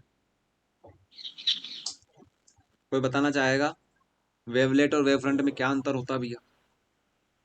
सर वेवलेट में वेव के ऊपर पार्टिकल्स होते हैं, वो वेव फ्रंट में पार्टिकल्स नहीं होते हैं, वो वेवलेट से बनता है वेव फ्रंट। Very good. देखो कोई नई चीज नहीं है, आप लोग भी कर सकते हो। जैसे इन्होंने बताया ना, वही तो चीज है, बस यही चीज है। एग्जामिनर आपसे यही जानना चाहता है कि बस जो बेसिक चीजें हैं वो आपको आती है नहीं आती। ये जो बताया ना बिल्कुल 100% करेक्ट है, यही है।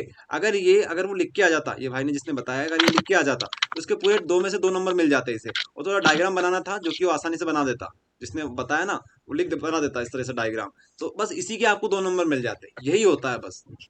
आप लोग सोचते हो कुछ यूनिक चीज है, यूनिक चीज नहीं है, यही तो है। अब देख लो यहाँ पर फटाफट समझा देते हैं हम आपको। इसको क्लीन करते हैं। देखिए सबसे पहले हम लोग बात करते हैं पॉइंट्स की।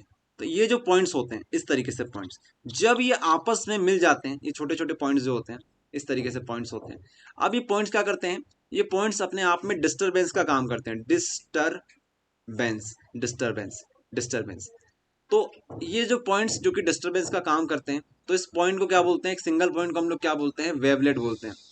वेवलेट। तो वेवलेट क्या होते हैं? Wavelets are the points that cause disturbance, that cause disturbance. Disturbance का मतलब क्या होता है? जैसे मान लो आपने पानी में कंकर मारा, तो पूरा पानी जो होता है वो सर्कुलर फॉर्म में, वेव्स के फॉर्म में जनरेट होने लगता है। तो एक छोटे से पॉइंट पे, एक छोटे से पॉइंट पे आपने पत्थर मारा था, लेकिन शब्द उसने क्या कर दिया? डिस्टरबेंस कर दिया। तो ये वो पॉइंट होते हैं जो डिस्टरबेंस का कारण बनते हैं। इसकी वजह से हमारे पास वेव्स जनरेट होती है। अब ऐसे पॉइंट को आप लोग सब मिला दोगे सारे पॉइंट्स को, तो एक सर्कुलर फॉर्म में आपके पास क्या जनरेट हो जाएगा? वेव फ्रंट जनरेट हो जाएगा। इस सर्कुलर फॉर्म को आप क्या बोलोगे? इस पूरे सर्कुलर फॉर्म को क्या बोलोगे? जो पॉइंट से मिलकर बना हुआ है, इसको आप लोग बोलोगे वेव फ्रंट। Wave front. तो वेवलेट होते हैं पॉइंट छोटे छोटे, जो किसके ऊपर होते हैं? वेव फ्रंट के ऊपर होते हैं, छोटे छोटे पॉइंट्स। लेकिन वेव फ्रंट क्या होता है? वेव फ्रंट इनसे मिलकर बना हुआ होता है। ध्यान रखना जो वर्ड बोला हमने, wave front is the collection of wavelets, और we can say wave front is the collection of small small points that cause disturbance. Okay, this is the correct definition and you should write this in exam. Okay, सो ये बात हो गई, wavelet खत्म, wave front खत्म। अब बात करते हैं हाइजेंस सर प्रिंसिपल की। इसको यही बोल सकते हैं ना, wave front is the combination of wavelet. Very good, यही तो है, यही तो आपको बता रहे हैं कि wave front is the combination of wavelets, that's it. अब बात करते हैं हम लोग हाइजेंस प्रिंसिपल की। हाइजेंस प्रिंसिपल किसी को याद है क्या था हाइजेंस प्रिंसिपल? सर एक वेव बहुत सारी वेव्स बनाती है, उसको एक हाइजेंस वेव, प्रिंसिपल बोलते हैं। आपने जो वर्ड बोला ना एक एक वेव वेव, फ्रंट, एक एक वेव वेव फ्रंट। फ्रंट नहीं बोल सकते, वो भी गलत है। वेवलेट, एक वेवलेट, एक वेवलेट मतलब छोटा सा पॉइंट। एक छोटा सा पॉइंट क्या कर सकता है? दूसरी की जगह आप क्या वर्ड लिखोगे? Secondary, secondary, secondary. तो एक छोटा सा पॉइंट सेकेंडरी वेव फ्रंट को बना सकता है। एक छोटा सा पॉइंट कैसा वर्ड, देखो ऐसा लिखना है आपको, a single point that we say wavelet, a wavelet has ability to perform, to generate secondary wavefront. This is called Huygens principle. A single source, a single point that cause wavefront, that cause secondary wavefront, that cause secondary wavefront is called Huygens principle. Okay, फिर आपको diagram बनाना है इस तरीके से कि भैया ये हमारा पॉइंट हो गया, यहाँ पर एक पॉइंट हो गया, इस तरीके से पॉइंट पॉइंट पॉइंट इस तरीके से रहेंगे हमारे पास सर्कुलर फॉर्म में। एक काम करते हैं, पहले सर्कल बना देते हैं, इसके ऊपर एक पॉइंट बना देते हैं छोटा सा। यहाँ पर मान लीजिए एक पॉइंट हमने बना दिया, इस पॉइंट की वजह से हमारे पास एक वेव फ्रंट बन जाएगा। ठीक है, इस पॉइंट की वजह से हमारे पास क्या बन जाएगा? वेव फ्रंट बन जाएगा। इस पॉइंट की वजह से हमारे पास वेव फ्रंट बनेगा। इस पॉइंट की वजह से हमारे पास वेव फ्रंट बनेगा, ध्यान रखना, वेव फ्रंट। बस यही है हमारे पास। आप चाहो तो और बना दो। अब यहाँ से एक पॉइंट पकड़ लो, इस पॉइंट की वजह से एक वेव फ्रंट बनेगा, इस पॉइंट की वजह से वेव फ्रंट बनेगा, या फिर आप लोग इस तरीके से बना दो। ये भी बहुत सारे तरीके हो सकते हैं डायग्राम बनाने के। ठीक है, तो इस पॉइंट के ऊपर आप लोग वेव फ्रंट बना दो, इस पॉइंट के ऊपर वेव फ्रंट बना दो, इस पॉइंट के ऊपर वेव फ्रंट बना दो। बस ये हो गया खत्म। ये हो गया हमारा हाइजेंस का प्रिंसिपल खत्म। तो हाइजेंस प्रिंसिपल में आपको चीजें नोट करने वाली क्या है कि एक सिंगल वेवलेट क्या कर सकता है, सेकेंड देखो जो याद करके जाएगा ना उसी के नंबर मिलेंगे। सेकेंडरी वेव फ्रंट को जनरेट करवा सकता है।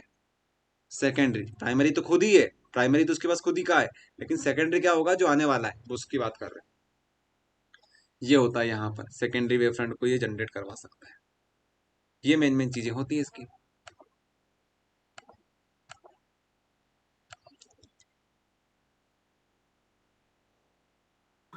यहाँ पर सर आपको जो याद बेस करना। फ्रंट है, सर वो जो बेस फ्रंट है वो सर्कुलर में ही होगा या और भी किसी चीज में हो सकता है जैसे कि सिलेंड्रिकल वगैरह? हाँ, ये हो सकता है सिलेंड्रिकल फॉर्म में, लेकिन हम यहाँ पर एग्जांपल लेके चल रहे हैं वाटर का, तो वाटर के हिसाब से आप लोग सर्कुलर फॉर्म में बना के आ जाना। ये देखो, देखो यहाँ पर इस तरीके से, every point on a wave front act as a fresh source and make a secondary source of waves spread out in all direction. सारी डायरेक्शन में ये करेंगे। और यहाँ पर अगर टेंजेंट ड्रॉ करोगे तो डायरेक्शन पता चल जाएगी आपको। ये सारी चीजें आपको बताई थी हमने, इसको याद कर लेना। कल आप लोग जब उठो सुबह से, तो जो जो चीजें आपको पढ़ाई है हमने, सबसे पहले उनको रिवाइज करना। रिवाइज करने का तरीका ये होता है खुद से बोलने की कोशिश करना, पता चले बस आप लोग पढ़ रहे हो। पढ़ना अलग होता है, रिवाइज करना अलग होता है। डेफिनेशन को बस ऐसे ऐसे ऐसे ऐसे पढ़ना ये अलग होता है, लेकिन इसके ऊपर आप लोग हाथ रखो, अब बोल के देखो, इसको बोलते हैं रिवीजन। असली रिवीजन ये होता है। ओके, ये करना। कोहेरेंट सोर्स पढ़ाया था आपको। कोहेरेंट सोर्स तो बहुत सिंपल था कि यहाँ पर अगर आप, ये डायग्राम तो आप लोग बना सकते हो। यहाँ पर एक टॉर्च रखो, यहाँ पर एक छोटा सा होल कर दो, यहाँ पर एक छोटा सा होल कर दो। ठीक है, आप लोग डायग्राम को इस तरीके से बना लेना यार, इस तरीके से। पीछे से एक सोर्स रखो, लाइट सोर्स। ठीक है, यहाँ से आएगा, यहाँ से आएगा। अब यहाँ से वेव जाएगी इस तरीके से, इस तरीके से, इस तरीके से। यहाँ से वेव जाएगी इस तरीके से, इस तरीके से। यहाँ पर ये वेव जो होगी इस तरीके से जाएगी। ये बना के आ जाना, ये इस तरीके से, ये बना के आ जाना। तो ये वाला और ये वाला, इसको बोलते हैं सोर्स 1, इसको बोलते हैं सोर्स 2। इन दोनों की कंडीशन क्या होती है, अगर ये इनको कोहेरेंट सोर्स बोलना है तो कोहेरेंट सोर्स की कंडीशन ये होती है कि इनकी वेवलेंथ, इनकी फ्रिक्वेंसी और इनका फेज डिफरेंस, ये याद करो तो सभी। Wavelength, frequency and phase difference. Wavelength, frequency and phase difference. Wavelength, frequency and phase difference. ये तीनों कैसे होंगे, सेम होंगे। Same, same. आई बात समझ में? Wavelength, frequency and phase difference. Wavelength, frequency and phase difference. Wavelength, frequency and phase difference. ये तीनों कैसे होंगे, सेम होंगे। W F P, W F P, W F P, W F P, ये याद करके चले जाना। तो ऐसे सोर्सेज जिनके डब्ल्यू एफ पी सेम होते हैं उन्हें हम लोग बोलते हैं कोहेरेंट सोर्सेज।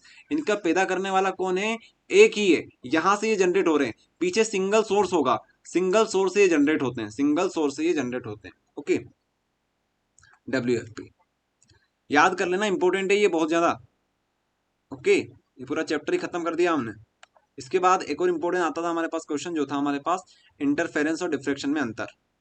ये बहुत इंपॉर्टेंट क्वेश्चन है, बहुत इंपॉर्टेंट। मतलब मान के चलो 90% चांस है कि कल आपको एग्जाम में ही देखने को मिलेगा ये वाला क्वेश्चन। लिख के ले लो, 90% चांस इसके हैं। ठीक है, तो सुन लो, इंटरफेरेंस और डिफ्रेक्शन में एक बार और समझा देते हैं। यहाँ पे अभी जो आपने कोहेरेंट सोर्स वाला एग्जाम्पल देखा ना, कोहेरेंट वाला, ये कौन सा है, ये इंटरफेरेंस है। इंटरफेरेंस है। अगर इंटरफेरेंस की कंडीशन पूछ ले आपसे कि लिखो इंटरफेरेंस की कंडीशन, तो वही कोहेरेंट की कंडीशन जो थी डब्ल्यू एफ पी, वही लिख के आ जाना। ओके, और सिंगल सोर्स लिख देना, सिंगल सोर्स। बस ये 4 कंडीशन होती है इंटरफेरेंस की भी, और यही कंडीशन कोहेरेंट की होती है। ओके, तो ये रहेगा। अंतर देख लो दोनों में, अंतर क्या होता है। यहाँ पे हमें क्या चाहिए, दो वेव्स आनी चाहिए, दो हमारे पास सोर्सेस से वेव्स आनी चाहिए। आपको अगर इंटरफेरेंस करवाना है तो आप क्या करोगे, 2 वेव्स को लेके आना जरूरी है। डिफ्रेक्शन बताया था आपको, एक हमारे पास इस तरीके से एक सॉलिड सब्सटेंस था, उसकी कुछ एजेस थी, शार्प एज थी, तो वहां से जब हमने लाइट मारी, मान लो ये अपने पास बैटरी है, यहाँ पर हम टॉर्च बना लेते हैं, तो यहाँ से जब लाइट जाएगी इस तरीके से, यहाँ से लाइट जाएगी इस तरीके से, तो हमारी जो लाइट होगी वो इस तरीके से इसको क्या कर देगी, बेंड कर देगी लाइट को। ये जो हमारे पास शार्प कॉर्नर होते हैं, शार्प एजेस जो होती है, ये लाइट को बेंड कर देती है। इस वजह से यहाँ पर इस दीवार के ऊपर अलग तरीके से फ्रिंजेस बनती है। ठीक है, ब्लैक एंड व्हाइट फ्रिंजेस बनती है हमारे पास, कहीं पर डार्क, कहीं पर कम डार्क, कहीं पर डार्क, कहीं पर कम डार्क, इस तरीके से बनती है। ओके, तो यहाँ पर बेंडिंग ऑफ लाइट होती है, बेंडिंग ऑफ वेव होता है, किसकी वजह से, शार्प कॉर्नर की वजह से, शार्प कॉर्नर की वजह से, शार्प कॉर्नर की वजह से। यहाँ पर कोहेरेंट सोर्स चाहिए, यहाँ पर कोहेरेंट सोर्स नहीं चाहिए। यहाँ पर फ्रिंजेस की जो विड्थ होती है वो इक्वल होती है, इक्वल साइज की होती है, यहाँ पर अनइक्वल होती है। इंटेंसिटी इक्वल होती है, इक्वल नहीं होती है। नंबर ऑफ फ्रिंजेस ज्यादा होती है, यहाँ पर कम होती है। सर एक बार जो फ्रिंजेस बता दिए क्या होता है? फ्रिंजेस बताना है आपको। ओके, एक काम करते हैं, हमारे पास इसका डायग्राम ही है फ्रिंजेस का, तो वही दिखा। ब्लैक एंड व्हाइट होती है फ्रिंजेस। चलो क्वेश्चन पूछा उन्होंने तो बता देते हैं। जैसे यहीं देख लो आप, ये देख लो, ये ब्लैक है, ये वाइट है, ब्लैक वाइट ब्लैक वाइट, तो इसको बोलते हैं हम लोग डिफ्रैक्शन। ये डिफ्रैक्शन की कंडीशन है। किसकी कंडीशन है? डिफ्रैक्शन। यहाँ पर जो वेवलेंथ होती है हमारी वो बराबर नहीं होती है, सबकी सबकी जो वेवलेंथ होती है, या फिर हम लोग बोल सकते हैं लेंथ होती है एक्चुअल में, वो सारी बराबर नहीं होती है, सबकी इंटेंसिटी बराबर नहीं होती है। इसके अलावा और क्या बोलोगे, नंबर ऑफ फ्रिंजेस कम होती है यहाँ पर। ओके, कम होती है यहाँ पर, लेकिन इंटरफेरेंस में ज्यादा होती है। ये डिफ्रैक्शन की कंडीशन है। अगर सिंगल सोर्स होता है यहाँ पर, अभी हमने 2 होल किए थे यहाँ पर एक ही होल है। होल का मतलब है कि यहाँ पर हमारे पास सिर्फ और सिर्फ एक ही सोर्स है। ठीक है, अगर किसी को यहाँ पर डायग्राम इसमें देखना है तो इसमें देख लो, ये शार्प कॉर्नर से यहाँ पर लाइट जाएगी, इस तरीके से यहाँ पर टच होगी, ये इससे यहाँ से इस तरीके से। ओके, ये क्या हो गया, हैंग हो गया। चलो समझ में आ गया आपको, इस तरीके से होगा, जहाँ टाइम इसमें वेस्ट नहीं करते हैं। कल वैसे हमने समझा दिया था, अगर आप चाहें तो वीडियो देख लेना कल का, वहाँ पर भी आपको समझ में आ जाएगा। ये चीज़ आपको बताई थी वहाँ पर भी, वीडियो में यही प्रॉब्लम आती है कभी कभी। चलो यहाँ पे आ जाते हैं हम लोग, तो पढ़िएगा इसको ध्यान से, ये इंपॉर्टेंट क्वेश्चन है। जितने भी चीजें आपको पढ़ा रखी है सब कर लेना। एलसीआर भी कल करवा दिया था आपको। ओके, ये भी करवा दिया था। अब थोड़ा रे ऑप्टिक्स करते हैं यार, क्योंकि रे ऑप्टिक्स 5 नंबर का क्वेश्चन आने वाला है वहां से, तो रिस्क बस इसी में ही है वे ऑप्टिक्स में, क्योंकि सर उसका डेफिनेशन आता है सर, तो उसके 3 पॉइंट लिख देंगे चल जाएगा कि 4 पॉइंट लिख लेंगे? 4 याद करके जाना। Okay sir. ओके, 4 याद करके जाना। सर डिफ्रैक्शन का जो थर्ड वाला पॉइंट था वो समझा देंगे क्या? क्या था फोर्थ वाला पॉइंट, थर्ड वाला पॉइंट? ये थर्ड की फोर्थ कौन सा बोल रहे हो? थर्ड पॉइंट डिफ्रैक्शन का मतलब होता है थर्ड पॉइंट में कि इक्वल स्पेस्ड फ्रिंजेस, फ्रिंजेस के बीच की जो दूरियां होती है, मतलब बीच की जो स्पेस होती है, जैसे यहाँ पर जो होगा, तो यहाँ पर अगर यहाँ पर ये व्हाइट कलर है, तो यहाँ पे व्हाइट कलर होगा, फिर यहाँ पे व्हाइट कलर होगा, फिर यहाँ पे व्हाइट सर, ये कलर फोर्थ होगा। पॉइंट, सॉरी मैं थर्ड पॉइंट गलती से फोर्थ पॉइंट बोल रहा था। फोर्थ पॉइंट, चलो फोर्थ पॉइंट समझते हैं। जी। इंटेंसिटी ऑफ इंटेंस ऑलमोस्ट है। तो यहाँ पर जो इंटेंसिटी होती है, इंटेंसिटी का मतलब होता है कि ब्राइटनेस, ब्राइटनेस समझ सकते हो। तो इनकी सबकी white white white white white, इन सभी की इंटेंसिटी कैसी होगी? सेम होगी। लेकिन यहाँ पर इंटेंसिटी कैसी होगी? किसी की ज्यादा, किसी की कम, तो इसको बोलते हैं अनइक्वल। ठीक है, इसकी ज्यादा हो गई, इसकी उससे कम हो गई, ठीक है, इसकी उससे कम हो गई, इसकी उससे कम हो गई। ऐसा यहाँ पे ऑर्डर चलता है, कम ज्यादा कम ज्यादा कम ज्यादा, तो हम इसको बोलते हैं अनइक्वल।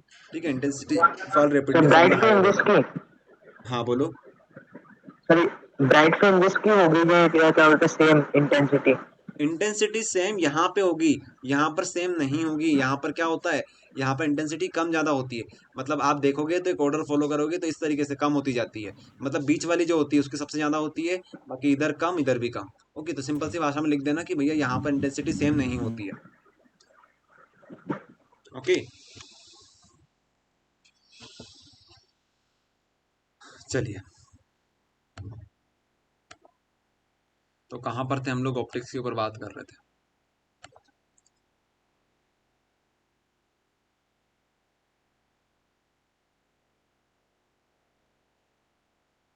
ऑप्टिक्स, तो 3 नंबर, 2 नंबर और 5 नंबर।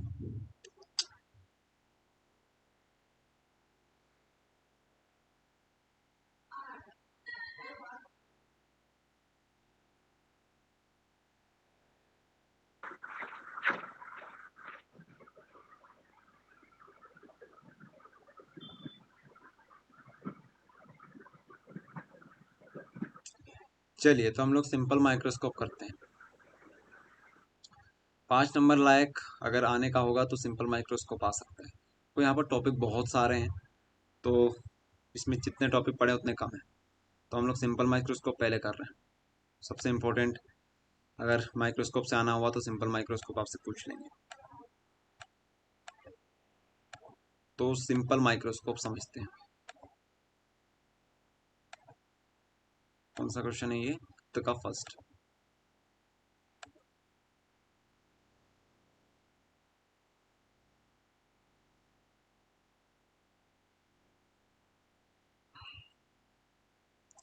तो क्वेश्चन देख लो किस तरीके से आता है। अच्छा यहाँ पर देख लो, explain simple microscope on the basis of following point. Formula derivation करवा, फॉर्मूला डेरिवेशन आप इसका बताओ। फॉर्मूला डेरिवेशन के बाद आपसे डायग्राम पूछते हैं, रे डायग्राम पहले नंबर पे। रे डायग्राम बताओ, फॉर्मूला डेरिवेशन करोगे इसके लिए, मैग्नीफाइंग पावर के लिए। फिर magnifying power of simple microscope, दो कंडीशन आपको देते हैं, एक list distance of distinct vision देते हैं, साथ में एक इन्फिनिटी के ऊपर आपसे पूछते हैं। तो ये होता है।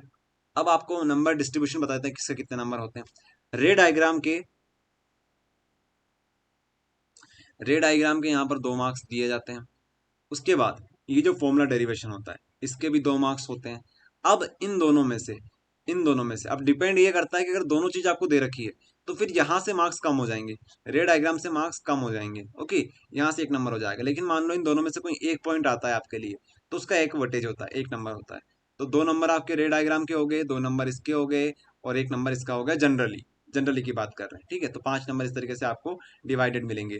2 नंबर डायग्राम के, 2 नंबर ये जो मैग्नीफाइंग पावर निकालेंगे उसके, और 1 नंबर है कंडीशन के, ये कंडीशन के।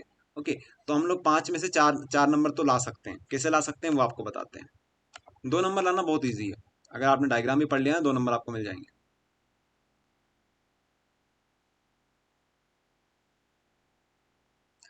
देखिए लेंस समझते हैं आप लोग, लेंस इस तरीके से बनते हैं हमारे। ठीक है, ये हमारे पास क्या हो गया, लेंस हो गया। लेंस को हम लोग एल बोल देते हैं। देखो करने के लिए इसको भी थोड़ा समझाया जा सकता है, लेकिन टाइम बहुत लग जाएगा, 1 घंटा इसी में लग जाएगा समझाने में। तो हम लोग डायरेक्ट जो चीज़ें हैं वो समझा देते हैं आपको। थोड़ी चीज़ें आपको याद करनी पड़ेगी, तो आप लोग तैयार बैठना इसके लिए भी। तो ये हो गया हमारे पास लेंस। इसका जो सेंटर है इसको हम लोग ओ बोल सकते हैं। ओके, ओ बोल सकते हैं। मान लीजिए हमारे पास एक ऑब्जेक्ट रखा हुआ है छोटा सा। माइक्रोस्कोप क्या करता है पता है आपको? माइक्रोस्कोप से हम लोग छोटी छोटी चीज़ों को देखते हैं, एटम वगैरह, या फिर छोटे छोटे जो चींटी वगैरह होती है इसके ऊपर रिसर्च की जाती है। छोटे मोटे जो जानवर होते हैं, कीड़े मकोड़े होते हैं, उनके पूरे शरीर का ढांचा आप इससे पता लगाया जा सकता है माइक्रोस्कोप की हेल्प से। ठीक है, अपने जो दूध वगैरह होता है, छाछ वगैरह होती है, इसमें कितने सारे बैक्टीरिया होते हैं, उनको आप देख सकते हो चलते हुए। दूध के अंदर जो बैक्टीरिया होते हैं ना छोटे छोटे, इनको आप लोग देख सकते हो। ये पावर होती है माइक्रोस्कोप की। तो मान के चलना ये जो हमारे पास ऑब्जेक्ट रखा हुआ है यहाँ पर, ये ए बी, ठीक है, ए बी ये ऑब्जेक्ट है हमारे पास। तो ये बहुत छोटा है, डायग्राम मतलब कॉपी में हम लोग बड़ा बना रहे हैं, लेकिन एक्चुअल में बहुत छोटा है। तो मान लीजिए कभी भी आपको ऑब्जेक्ट की इमेज बनानी होती है, ये तो हमारे पास ऑब्जेक्ट है, इसकी एक इमेज बनेगी। ठीक है, जैसे कांच में आप लोग अपने आप को देखते हो, तो आपकी अपनी इमेज होती है, वहां पर आपको अपनी इमेज दिखती है। तो इमेज बनाने के लिए आपको क्या चाहिए? 2 रेज चाहिए। यहाँ पर लिखते चलते हैं, 2 रे होना कंपलसरी है, 2 रेज होना कंपलसरी है, 2 रेज होना कंपलसरी है। तो मान लीजिए पहली रे आपने ऐसे लेकर गए, यहाँ से टच करवाई, और ये ऐसी करके यहाँ से पास हो गई। यहाँ से आपने पास करवाई, एक यहाँ से चली गई। ओके, अब इनको आपको मिलाना है, इनको क्या करना है? आपको मिलाना है। तो ये मिलेगी नहीं, क्या क्या नहीं करेगी, ये मिलेगी नहीं। लेकिन अगर आप इनको पीछे लेके जाते हो तो ये आपको मिलती हुई नजर आएगी। इन रे को आप लोग अगर पीछे लेके जाओगे तो एक किसी पॉइंट के ऊपर ये मिल जाएगी। इस तरीके से मान लो इस पॉइंट के ऊपर ये मिल गई। ठीक है, यहाँ पर ये मिल गई, तो यहाँ पर ये हमारे पास इस तरीके से मिलेगी। तो ये जो होगा इसको बोल दीजिए, अगर ये भी था हमारे पास तो इसको हम लोग बोल सकते हैं ए डैश, और इसको बोल सकते हैं हम लोग बी डैश। बी डैश, ये हमारी क्या बन गई भैया? इमेज बन गई। देखो ये छोटी सी इमेज थी, ये बड़ी इमेज बनेगी। क्यों बनेगी? अगर मान लो वही साइज की इमेज बन जाएगी तो फिर दिक्कत आ जाएगी, दिखेगा ही नहीं हमको। हम चाहते हैं एक बड़ी इमेज बने हमारे पास, तभी तो हमारी आंख देख पाएगी उसको। चींटी की टांग के ऊपर रिसर्च की जा रही है कि चींटी की टांग में कितनी हड्डी होती है, किस तरीके से अरेंज होती है। तो अगर मान लो उसकी इमेज उसी तरीके की बनेगी तो आप लोग उसे देख पाओगे क्या? नहीं देख पाओगे। माइक्रोस्कोप का काम ही है कि उसको बड़ा कर देता, मैग्नीफाई कर देता, बड़ा कर देता किसी चीज को। ओके, तो इसकी इमेज बड़ी बनेगी, ऐसा याद करके चलना। अब अगर हमें अगर हमें चीज़ों को समझना है तो इसकी जो एक्चुअल पोजीशन है उसके हिसाब से इसको काट लो। तो इसकी एक्चुअल पोजीशन के हिसाब से यहाँ पे हम लोग बोल सकते हैं कि ये हमारी एक्चुअल पोजीशन बनने वाली है ये। तो अब यहाँ से ये पॉइंट के हिसाब से इसको जोड़ दो यहाँ से यहाँ तक। ठीक है, ये जोड़ दिया हमने, जोड़ दिया। अब ध्यान से सुनना, हमारे पास दो एंगल होते हैं, एक अल्फा एंगल एक बीटा एंगल, एक अल्फा एंगल एक बीटा एंगल। ठीक है, ये दो हमारे पास क्या होते हैं, एंगल होते हैं। तो जो बीटा एंगल होता है वो ऑब्जेक्ट को बताता है, बीटा एंगल जो होता है वो ऑब्जेक्ट को बताता है। तो बताओ ऑब्जेक्ट कहाँ है हमारा, ये ऑब्जेक्ट है। तो इससे जो एंगल बनेगा, इससे जो एंगल बनेगा, ये एंगल बनेगा हमारे पास, ये इस तरीके से। ये जो एंगल है इसको बोलते हैं हम लोग बीटा एंगल। अल्फा एंगल कौन सा रहेगा, इमेज वाला। ये इमेज हमारी बनी हुई है, यहाँ से लेके यहाँ, यहाँ से लेके यहाँ, यहाँ से लेके यहाँ। तो ये जो एंगल बनेगा इसको हम लोग बोलेंगे alpha angle, very sorry alpha बोलेंगे इसको, इसको बीटा बोलेंगे। ओके, ये डायग्राम आपका बन गया। अब दो चीजें और है, फिर आपके 2 नंबर पक्के हो जाएंगे। यहाँ से लेकर यहाँ तक की दूरी कितनी हो जाएगी हमारे पास, -d बोलेंगे इसे हम लोग। और यहाँ से लेकर यहाँ तक की दूरी को हम लोग -u बोलेंगे। ठीक है, u मतलब ऑब्जेक्ट डिस्टेंस, d मतलब हमारी इमेज की डिस्टेंस। ये हमारी इमेज बनी हुई है। जरा आप लोग भी अपनी कॉपी पेन निकालो, बनाओ इसे, ट्राई करो बिना देखे बनाने की। यहीं पर प्रैक्टिस करो आप लोग सभी, निकाल लो अपनी कॉपी पेन, बना के देख लो एक बार, क्योंकि एग्जाम में कल आपको देखने को मिल सकता है ये। सभी लोग ट्राई करेंगे इसे बनाने का, बना के देखिए एक बार। दो चीजें होती है, एक होता है हमारा ऑब्जेक्ट जो कि हमारा ये है, एक होती है इमेज जो कि हमारे पास ये है। लिखेंगे यहाँ पर, लिख देते हैं चलो। ए भी हमारे पास क्या है, ये हमारा ऑब्जेक्ट है। और हमारे पास जो A double dash B dash जो बना हुआ है हमारे पास, ये हमारी क्या बनी है, इमेज बनी हुई है, इमेज। ठीक है, ये क्या हमारी बनी हुई है, इमेज बनी हुई है। चलो इतनी बात समझ में आई। ऑब्जेक्ट वाली को क्या बोलेंगे, बीटा से रिप्रेजेंट करेंगे। अल्फा वाली को सॉरी, ऑब्जेक्ट इमेज वाली को हम लोग अल्फा से रिप्रेजेंट करेंगे। मतलब अल्फा एंगल यहाँ पे बनेगा, अल्फा यहाँ पर, बीटा यहाँ पर। ठीक है, मतलब आपको एंगल देखना है यहाँ पर, आप चाहो तो यहाँ पर ही बना सकते हो अल्फा एंगल, लेकिन वो थोड़ा बताने के लिए आपको यहाँ पे बना दिया, यहाँ पर ये भी तो यहाँ पर भी अल्फा है, यहाँ पर भी अल्फा बना दो। ठीक है, ये यहाँ पर बीटा बना दो इस तरीके से, यहाँ से टच होना चाहिए। आंख बनाना है तो आंख बना दो यहाँ से, कि हम यहाँ से देख रहे हैं। ठीक है, इस तरीके से बना दो। अगर इतना भी करके आ जाओगे तो 2 नंबर आपको मिल जाएंगे, 2 नंबर मिलेंगे आपको यहाँ पर डायरेक्ट।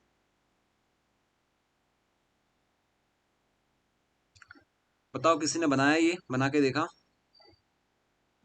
Yes sir. चलो यस मतलब आप सर। सभी से बन रहा है ये, है ना? Yes sir. ओके, तो ये होता है हमारे पास सिंपल माइक्रोस्कोप।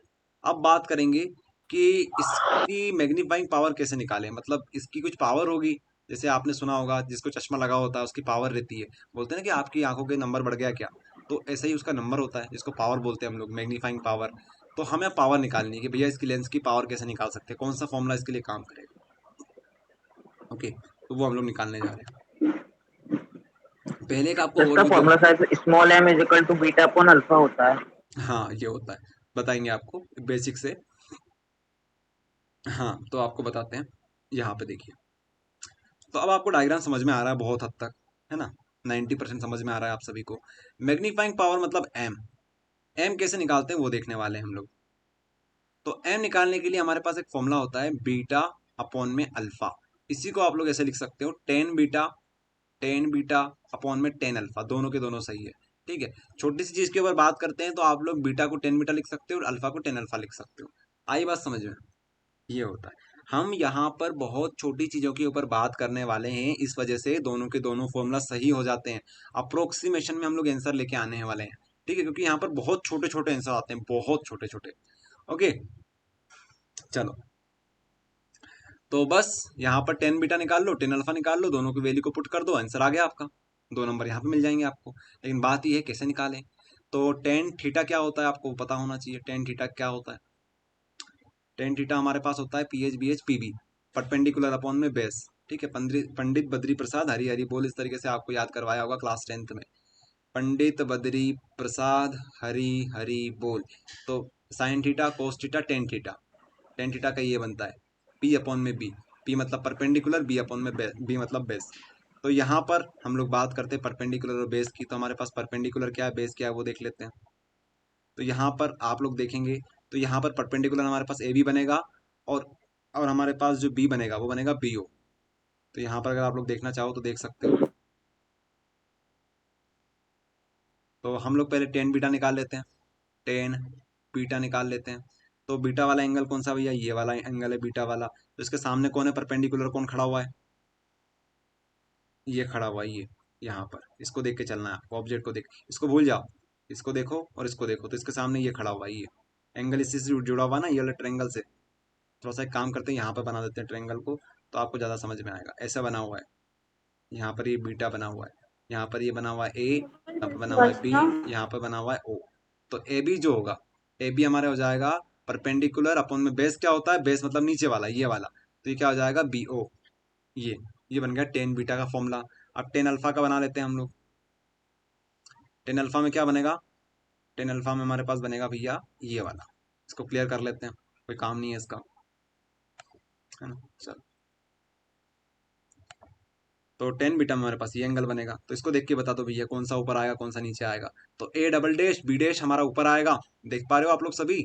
ए डबल डैश बी डैश हमारा ऊपर आएगा, नीचे कौन आएगा, नीचे आएगा यहाँ पर अगर ओ है हमारे पास तो ओ बी डैश, या फिर बी डैश ओ आप लोग लिख सकते हो गया काम खत्म। अब बस आप क्या करोगे, इस फॉर्मूले में पुट कर दो। तो पुट कर देते हैं वैल्यू को।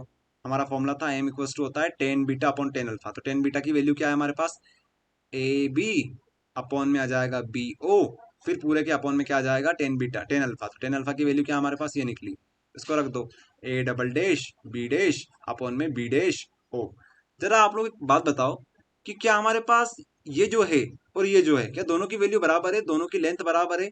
अगर दोनों की वैल्यू लेंथ बराबर है तो क्या हम लोग ए बी को इनको कैंसिल कर सकते हैं, बिल्कुल कैंसिल कर सकते हैं, दोनों समान तो है। तो हम इसको लिख सकते हैं कि यहाँ पर इस समय जो सबसे नीचे वाला है ये ऊपर आ जाएगा, ये मैथ्स होता है हमारा सिंपल सा। तो बी डैश ओ हमारा ऊपर आ जाएगा एंड बी ओ जो रहेगा वो नीचे आ जाएगा। तो लास्ट में हमारे पास ये एक्सप्रेशन बचता है। अब इसमें हमको वैल्यू रखनी है बी डैश ओ की और बी ओ की वैल्यू रखनी है। तो जरा देखो बी डैश ओ की वैल्यू कितनी क्या रखी हुई है हमारे पास, बताओ तो जरा। बी डैश ओ से लेके बी डैश की तक की वैल्यू माइनस माइनस डी, यहाँ से लेके यहाँ तक की। तो यहाँ पर क्या जाएगा, माइनस डी आ जाएगा। अब बी ओ की बता दो, बी ओ की वैल्यू कितनी यहाँ से लेके यहाँ तक, माइनस यू।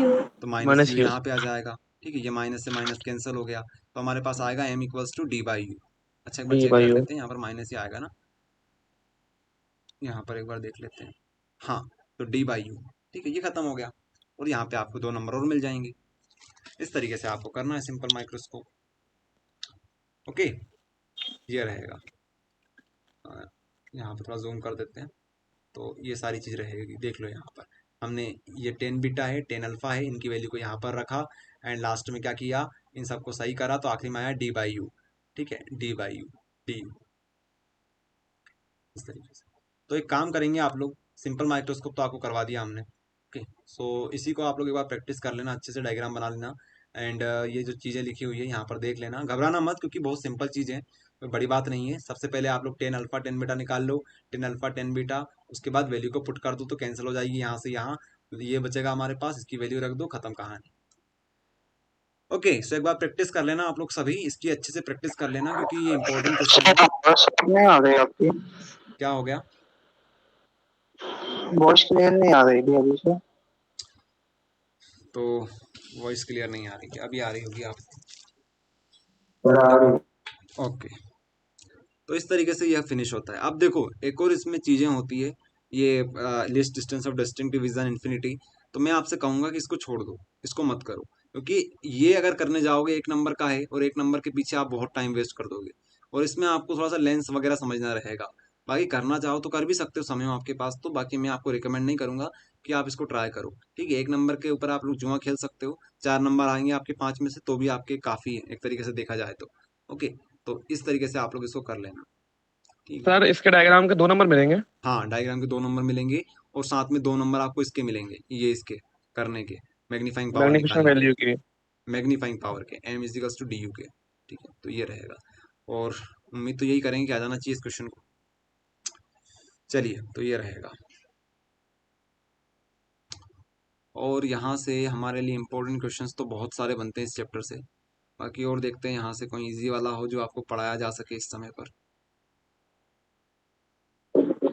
भैया कंपाउंड और इसमें आपको टाइम लग जाएगा करने में, कंपाउंड माइक्रोस्कोप में। और वैसे देखा ये गया है कि आ नहीं रहे हैं क्वेश्चंस, कंपाउंड माइक्रोस्कोप वगैरह आए नहीं है अभी तक, 2 साल से नहीं है। 2 साल से नहीं आए, तो वो प्रॉब्लम की वजह से हम आपको नहीं करवा पाएंगे। ओके, बाकी आपको करना है तो कर सकते हो, डायग्राम कम से कम प्रैक्टिस कर लेना।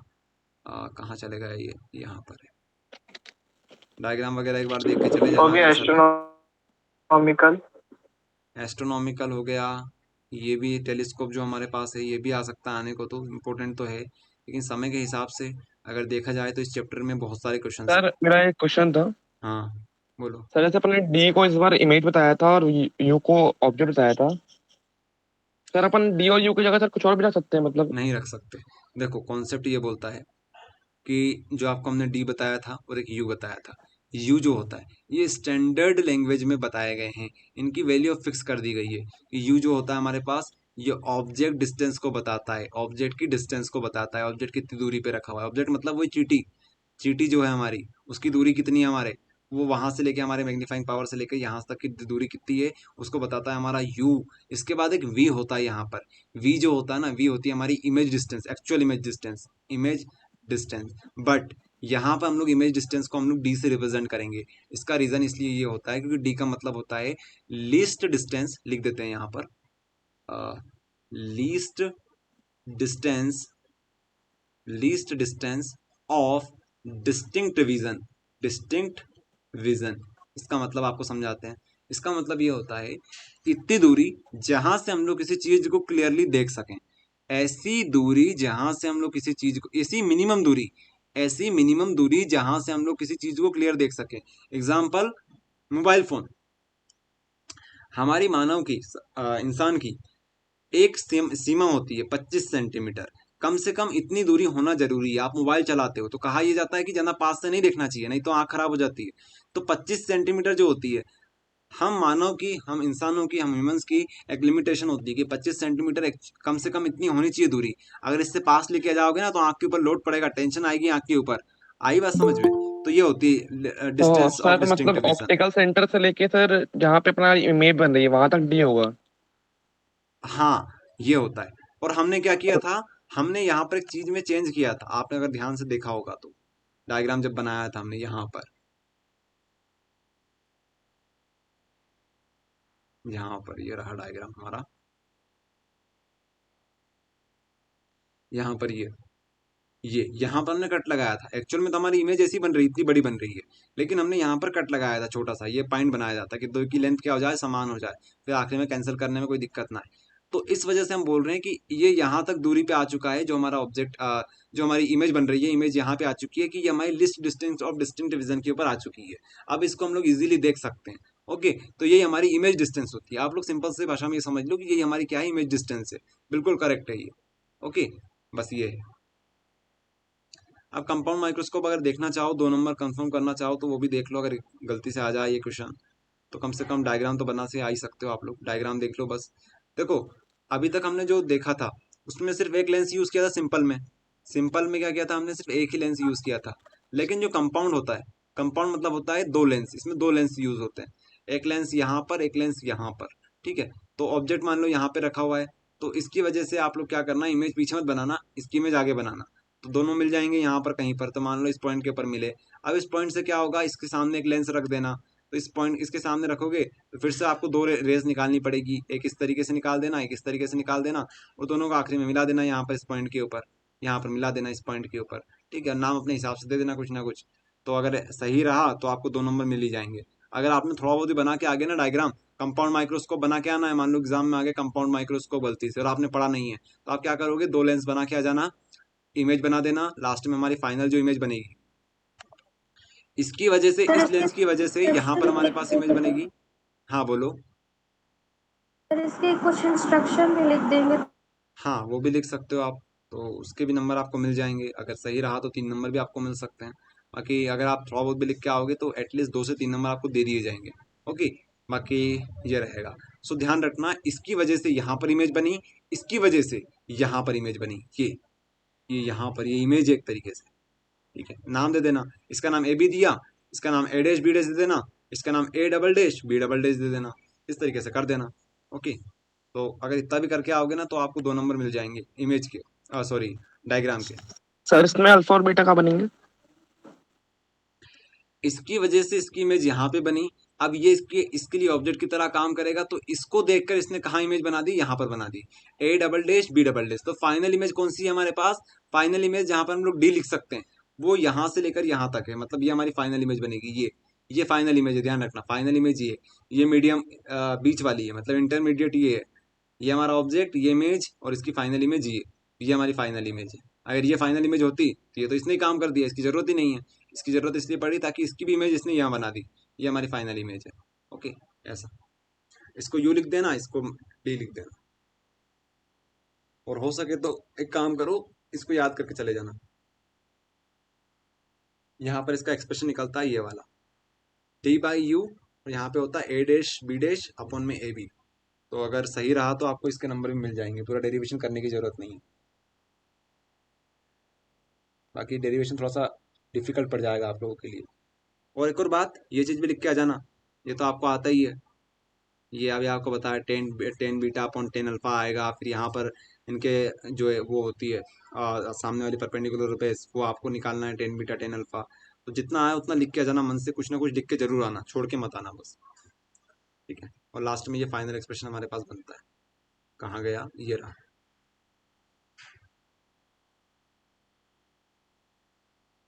जैसे वहां पर बना था ना, इस तरीके से यहाँ पे ये बनेगा। भैया एस्ट्रोनॉमिकल का थोड़ा बहुत बता दो, मतलब यूजेस एस्ट्रोनॉमिकल क्या का है, बता कैसा क्या रहता, थोड़ा सा। कंपाउंड का तो समझ में आ गया आपको, एस्ट्रोनॉमिकल का देख लो। वैसे एस्ट्रोनॉमिकल थोड़ा सा इजी होता है। देखो एस्ट्रोनॉमिकल क्या होता है ये देख लो। एस्ट्रोनॉमिकल ये टेलीस्कोप है, ये माइक्रोस्कोप खत्म हो गए, माइक्रोस्कोप दो पढ़ने हैं हमको, अब टेलीस्कोप देख लो आप लोग। टेलीस्कोप का मतलब क्या होता है, कोई बताना चाहेगा? सर जैसे दूर की चीज देख सके। दूर की चीज, कितनी टू दूर की सी चीज? Large heavenly bodies. हाँ देखो, जो ग्रह होते हैं, ठीक है, मर्क्यूरी, वेनस, ये जो ग्रह होते हैं हमारे पास, जुपिटर वगैरह होते हैं, सैटेलाइट्स वगैरह होती है, ठीक है, स्टार्स वगैरह होते हैं, इनको देखने के लिए हम लोग टेलीस्कोप का यूज़ करते हैं। तो टेलीस्कोप किस लिए यूज़ करते हैं? हेवनली बॉडीज़ को, ठीक है, आसमान में जो दिखाई देती है ना बॉडीज़, मतलब वही हमारे पास प्लैनेट, स्टार्स वगैरह, तो इनको देखने के लिए हम लोग यूज़ करते हैं टेलीस्कोप का। तो इसमें आपको ध्यान ये रखना है कि आपको यहाँ पर ऑब्जेक्ट नहीं बनाना है, गलती मत करना ऑब्जेक्ट बनाने की। हमारे पास पता नहीं है ऑब्जेक्ट कहाँ पर है, तो हम लोग ऐसा बना देते हैं कि रेज आ रही है भैया आसमान से, इस तरीके से। ओके, आसमान से रे आ रही है, इस तरीके से आपको रेज समझ फ्रॉम सकते हैं। इंफिनिटी। हाँ, आसमान से मतलब वो कमिंग फ्रॉम इन्फिनिटी से आ रही इंफिनिटी। है हमारे पास, इन्फिनिटी से हमारे पास रेज आ रही है, और जो इन्फिनिटी से रे आती है वो हमें इस पॉइंट पे आके मिली हुई नजर आती है, इस पॉइंट के ऊपर मिल जाती है। ओके, सो यहाँ पर इसकी इमेज बन जाएगी। अब जहाँ पर आपको मिलती दिखे उसको आपको पॉइंट नाम देना है ए डैश। ध्यान देना, ए डैश नीचे बनता है और बी डैश ऊपर बनता है। जहाँ पर फर्स्ट टाइम मीट करते हैं उसको ए डैश बोलना है, इसको यहाँ पर बी डैश बोलना है। ओके, इसके बाद यहाँ पर एक लेंस लगा देना।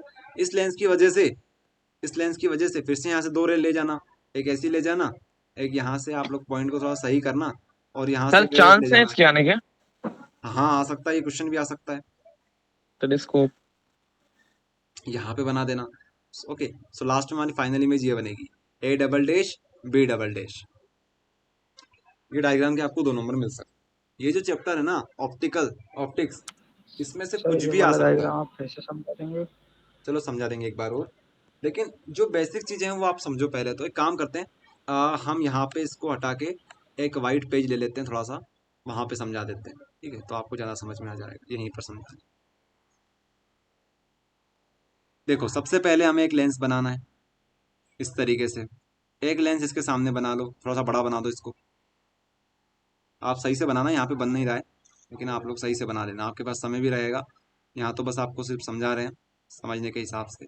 सो इसको बोल दो ऑब्जेक्ट लेंस, इसको बोल दो आईपीस लेंस, जो हमारी आँख के सामने लगा होता है, ठीक है। 2 लेंस हो गए, ऑब्जेक्ट लेंस, आईपीस लेंस। यहाँ से मान लीजिए यहाँ पे मीट करवा देते हैं।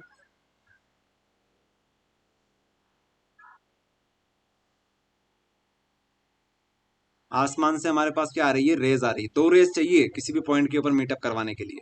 तो यहाँ पे जो पॉइंट बनेगा इसको बोलेंगे हम लोग ए डबल डैश, सॉरी ए डैश बोलेंगे पहले, तो ए डैश एंड बी डैश ये बोलेंगे। एंड इसके बाद हम लोग आगे बात करते हैं। तो यहाँ से एक रेस तरीके से निकाल दो, एक रेस तरीके से निकाल दो, ठीक है, और यहाँ से ये इस तरीके से जाएगी, एंड इसको पीछे मीटअप करवा दो, तो मीटअप करवाने के बाद आपको यहाँ पर ये नज़र आएगी। तो इस पॉइंट के ऊपर जब बनेगी इमेज तो हम लोग इसको क्या बोलेंगे, फाइनल इमेज, एंड इसको बोल देंगे ए डबल डैश, एंड इसको बोल देंगे बी डबल डैश। ठीक है, बस ये हो गया ख़त्म हमारे पास। ओके, सो ऑब्जेक्ट के लिए हम लोग यहाँ पर एंगल दे सकते हैं अल्फा एंगल, और इमेज के लिए हम लोग क्या बनाते हैं, बीटा एंगल बनाते हैं। तो हमारे पास इमेज कहाँ बन रही है, यहाँ पे बन रही है, तो हम लोग इसको बोल देते हैं बीटा एंगल। इस तरीके से आपको क्या बनाना है, डायग्राम बनाना है। ओके, सो ये सब कुछ रहेगा। यहाँ से लेके यहाँ तक की डिस्टेंस को हम लोग क्या बोलेंगे, डी डिस्टेंस बोलेंगे। ओके, अब यू तो हमें पता है कि भैया इन्फिनिटी है, यू की जगह पे आप लोग डायरेक्ट इन्फिनिटी लिख सकते हो। ओके, बहुत दूर है ऑब्जेक्ट हमारा। ओके, थोड़ा दिमाग भी लगाना है आपको। ये डायग्राम के आपको 2 नंबर मिलेंगे। अब आपको वो सिखा देते हैं किस तरीके से मैग्नीफाइंग पावर निकालते हैं, क्योंकि इजी है ये। ओके, तो डायग्राम तो आप लोग समझ गए।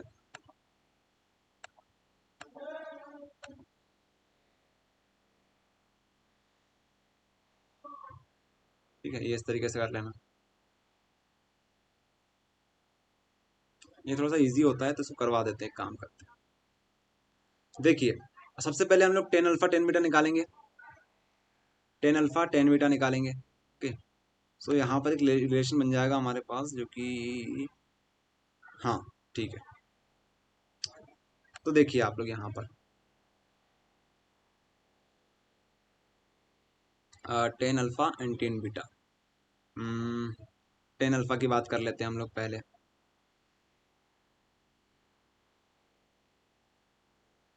टेन अल्फा की बात कर लेते हैं। तो देखिए, आपको अल्फा यहाँ पर भी दिख रहा है, और अगर यहाँ पे अल्फा है तो यहाँ पर भी वैल्यू इसकी अल्फा हो जाएगी। ओके, सो ध्यान रखना, यहाँ पर भी एक ट्रायंगल आपको बनता हुआ नजर आएगा। ठीक है, तो इसका परपेंडिकुलर क्या है हमारे पास, टेन अल्फा हम लोग निकालने जा रहे हैं, तो परपेंडिकुलर हमारे पास दिखेगा A dash B dash. Perpendicular upon में बेस क्या रहेगी हमारे पास, ये हमारे पास बेस रहेगी, ये हमारे पास ओ, ये हमारे पास B dash. O B dash हमारे पास क्या रहेगी भैया, हमारी बेस रहेगी। अब टेन बीटा निकाल लो, टेन बीटा निकाल लो, तो टेन बीटा क्या निकलेगा हमारे पास, ये निकल जाएगा टेन बीटा। यहाँ से आप लोग टेन बीटा निकाल लो, यहाँ से इस वाले ट्रायंगल से टेन बीटा। टेन बीटा कैसे निकालोगे, परपेंडिकुलर आपको फिर से वही दिखेगा ए डैश बी डैश, और अपॉन में क्या दिख जाएगा आपको, O to B dash, O to B dash दिख जाएगा। ठीक है, ये हो जाएगा। सो अब आपको क्या ध्यान रखना है, अब आप लोग क्या करेंगे, आपको पता है एम क्या होता है, बीटा अपॉन अल्फा, या फिर tan beta upon tan alpha. बस इसको एक दूसरे के अपॉन में रख दो, इसके अपॉन में क्या रख दो, टेन अल्फा रख दो। टेन अल्फा की वैल्यू क्या है हमारे पास, ए डैश बी डैश और बी डैश। सो यहाँ से ये कैंसिल हो जाएगा, फिर ये जो रहेगा नीचे वाला ये ऊपर आ जाएगा, तो वही कहानी हमारे पास फिर से बन जाएगी, ओ बी डैश ऊपर आ जाएगा, ओ टू बी डैश हमारे पास नीचे आ जाएगा। अब इसी की वैल्यू जो आपको याद करके चलना है, तो O B dash, O B dash यहाँ से यहाँ तक की दूरी। यहाँ पे एक स्पेशल केस होता है जो आपको याद करना है, वो होता है कि ये जो होता है हमारे पास ये एफ नोट होता है। ठीक है, एफ नोट मतलब ये फोकस होता है, यहाँ पर एक फोकस बनता है हमारे पास, तो फोकस के ऊपर मीट करती है। जब भी हमारे पास पैरेलल रेज आती है ना, तो फोकस के ऊपर मीट करती है, तो यहाँ पर एफ नोट आ जाएगा। साथ में अगर ओ टू बी डैश की बात करें, तो ओ टू से बी डैश यहाँ से लेके यहाँ तक की दूरी, तो ये क्या हो जाएगी हमारे पास, माइनस डी हो जाएगी, माइनस डी। ठीक है, माइनस डी, बस ये आ गया आपके पास आंसर। तो F note minus minus D हमारे पास इसका आंसर आ जाएगा, यही हमारे पास आंसर होता है। इस तरीके से हमारे 2 नंबर यहाँ पर आपको मिल जाते हैं। तो अगर आप इसको देखना चाहें तो यहाँ पर इस तरीके से देख लेना, सारी चीज़ हमने यहाँ पर सॉल्व करवा रखी है। ये ये ऐसा बनेगा, यहाँ पर एफ नोट आ जाएगा, फिर इसके बाद यहाँ पर डी आ जाएगा इस तरीके से।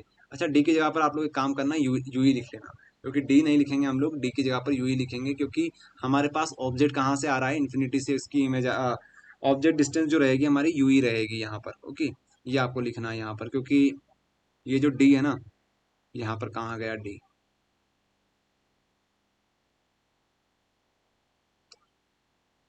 थोड़ा चेंज ही हो गया क्या ये,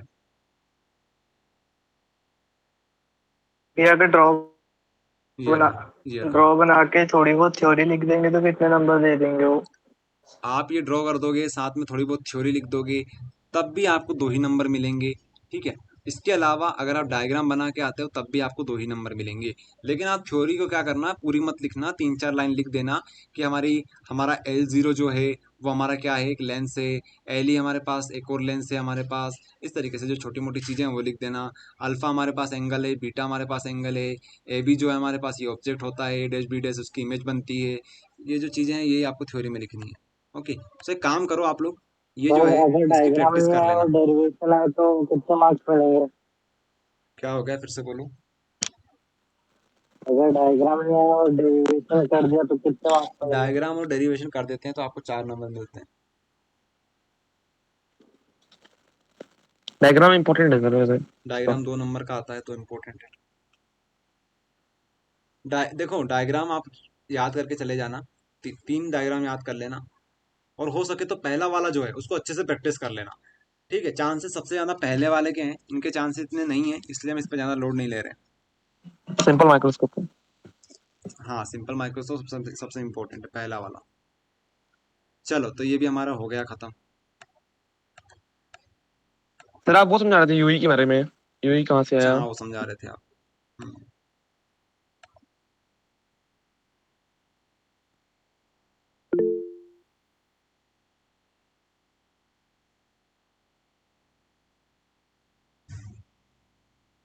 तो देखो यहाँ से लेकर यहाँ तक की जो दूरी होगी हमारी, ये हमारी क्या रहेगी, ये हमारी आईपीस लेंस की वजह से यहाँ पे हमने ये नहीं लिया था, हमने ये डिस्टेंस ली थी, ये यहाँ से लेके यहाँ तक, ये जो थी हमारे पास, ये क्या है हमारे पास, एक लेंस है। इस लेंस के लिए ऑब्जेक्ट की तरह काम कौन करेगा, ये इसके लिए ऑब्जेक्ट की तरह काम करेगा, ये इसका ऑब्जेक्ट है। ठीक है, तो ऑब्जेक्ट को किस तरीके से रिप्रेजेंट करते हैं हम लोग, यू से रिप्रेजेंट करते हैं। ओके, अब ये किसका ऑब्जेक्ट है, इस लेंस का ऑब्जेक्ट है। ठीक है, आईपीएस लेंस का ऑब्जेक्ट है, तो इसके हम लोग नीचे लगाते हैं ई लगा देते हैं, इसको बोलते हैं यूई। हमारी जो डी वाली डिस्टेंस है वो यहाँ से लेके यहाँ तक है, यहाँ से लेके यहाँ तक माइनस डी डिस्टेंस है, लेकिन हमारा काम तो यहीं से हो रहा है, तो हम इसके ऊपर बात नहीं करते हैं यहाँ पर, इसलिए यहाँ पर हम लोग यूई लिखते हैं। अब यहाँ पर माइनस आएगा, ध्यान रखना, माइनस यूई। माइनस क्यों आएगा, अब इसका एक रीज़न होता है वैसे तो, इसलिए बोलते हैं ऑप्टिक्स को हमें पहले से पढ़ना होता है, लेकिन अभी आप शॉर्टकट में ये समझ लीजिए कि हमारा जो ऑब्जेक्ट है, ठीक है, हमारा ऑब्जेक्ट भी इधर रखा हुआ है, साथ में इमेज भी इस तरफ बन रही है। ओके, तो ऐसे हम लोग यहाँ पर माइनस लगा देते हैं, इतना सा याद रख लो, सिंपल सा कॉन्सेप्ट। ठीक है, नहीं तो समझाने के लिए तो बहुत कुछ समझाया जा सकता है यहाँ पर, तो इतना टाइम हमारे पास नहीं है, तो यहाँ पर माइनस आएगा। ठीक है, ये ऑब्जेक्ट की तरह काम कर रहा है, इस ऑब्जेक्ट को देख के इसने इमेज बना दी, इसको ये नहीं पता कि ये तो एक इमेज है, इसके लिए ये इमेज है, लेकिन इसके लिए ये ऑब्जेक्ट है। आई बात समझ में, इसने इसकी इमेज बना दी यहाँ पर, अब ये क्या करेगा भैया कि हाँ ये तो हमारे लिए ऑब्जेक्ट है, तो ऑब्जेक्ट है तो उसकी इमेज इसने यहाँ बना दी, ऐसा होता है यहाँ पर, इसलिए इसको यूई लिखते हैं। तो प्रैक्टिस करना, इसकी हो जाएगा काम आपका। अब एक काम करते हैं, 2-2 नंबर के कुछ क्वेश्चंस कर लेते हैं, कुछ 2-2 नंबर के क्वेश्चन कर लेते हैं, फटाफट आपको थोड़ा समझा देते हैं। डुअल नेचर थोड़ा सा इजी होता है चैप्टर, तो इसको फटाफट फिनिश कर लेते हैं। 2-2 नंबर के क्वेश्चन से 2 नंबर में आएंगे। ठीक है, डुअल नेचर वाला चैप्टर, यहाँ से 2 नंबर का एक क्वेश्चन आएगा, देखिएगा ध्यान से। सबसे पहले तो ये वाला क्वेश्चन कर लो क्योंकि बहुत इजी है। डुअल नेचर, कोई बताएगा डुअल नेचर क्या होता है, किसी ने अगर करा हो इस चैप्टर को थोड़ा बहुत,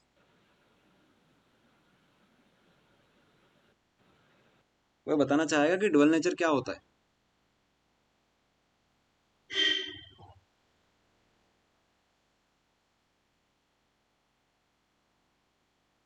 किसी को नहीं पता, चलो। सर ड्यूअल नेचर वो होता है सर, जो यूवी रेज आती है सन से अपन को, हम्म वो होता है क्या?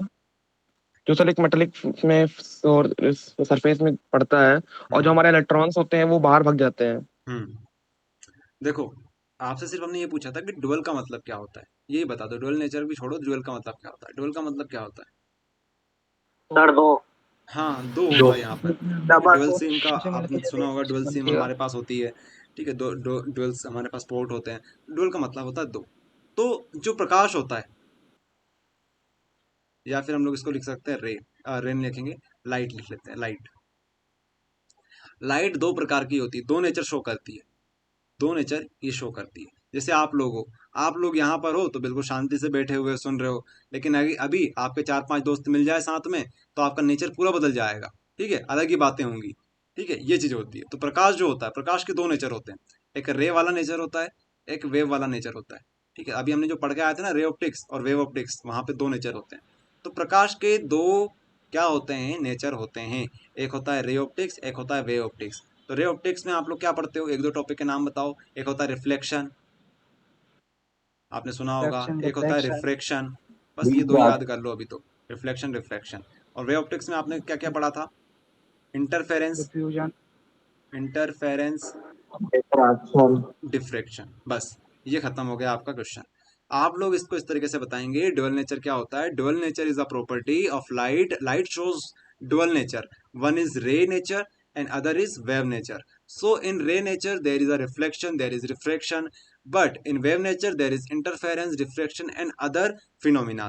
So it is important that the light contains both the nature. Okay, so some phenomena are never been explained with the help of wave, but some phenomena can explain only with the help of rays. Okay, so कहने का मतलब simple सा ये है कि कुछ जो phenomena होते हैं, जैसे रिफ्लेक्शन होता है, रिफ्रैक्शन होते हैं, ये सिर्फ और सिर्फ रे के हिसाब से समझे जा सकते हैं। और कुछ जो होता है हमारे पास होते हैं फिनोमिनास, वो वेव के नेचर के हिसाब से समझे जा सकते हैं। तो जो लाइट होती है, लाइट कैसी होती है बताओ, लाइट पार्टिकल के फॉर्म में होती है कि वेव के फॉर्म में होती है, दोनों फॉर्म में होती है। लाइट हमेशा पार्टिकल के फॉर्म में भी होगी, मतलब रे के फॉर्म में भी होगी, पार्टिकल फॉर्म भी लिख सकते हो आप लोग, पार्टिकल के फॉर्म में भी होगी और वेव के फॉर्म में भी होगी। आई बात समझ में। इसके ऊपर बहुत लड़ाई चली थी, कुछ लोग, कुछ साइंटिस्ट जो थे उस टाइम के, वो रे के पीछे पड़े हुए थे।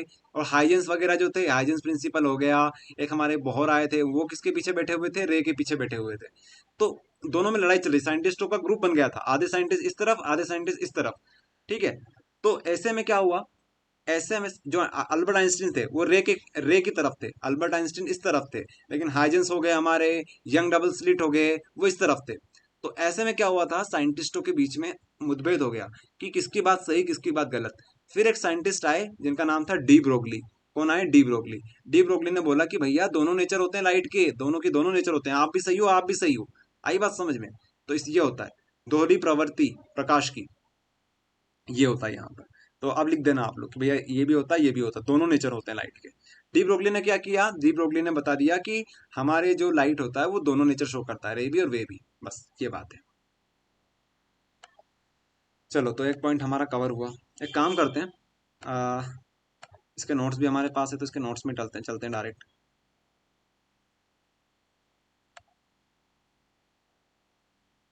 इफेक्ट क्या होता है? क्या हो गया,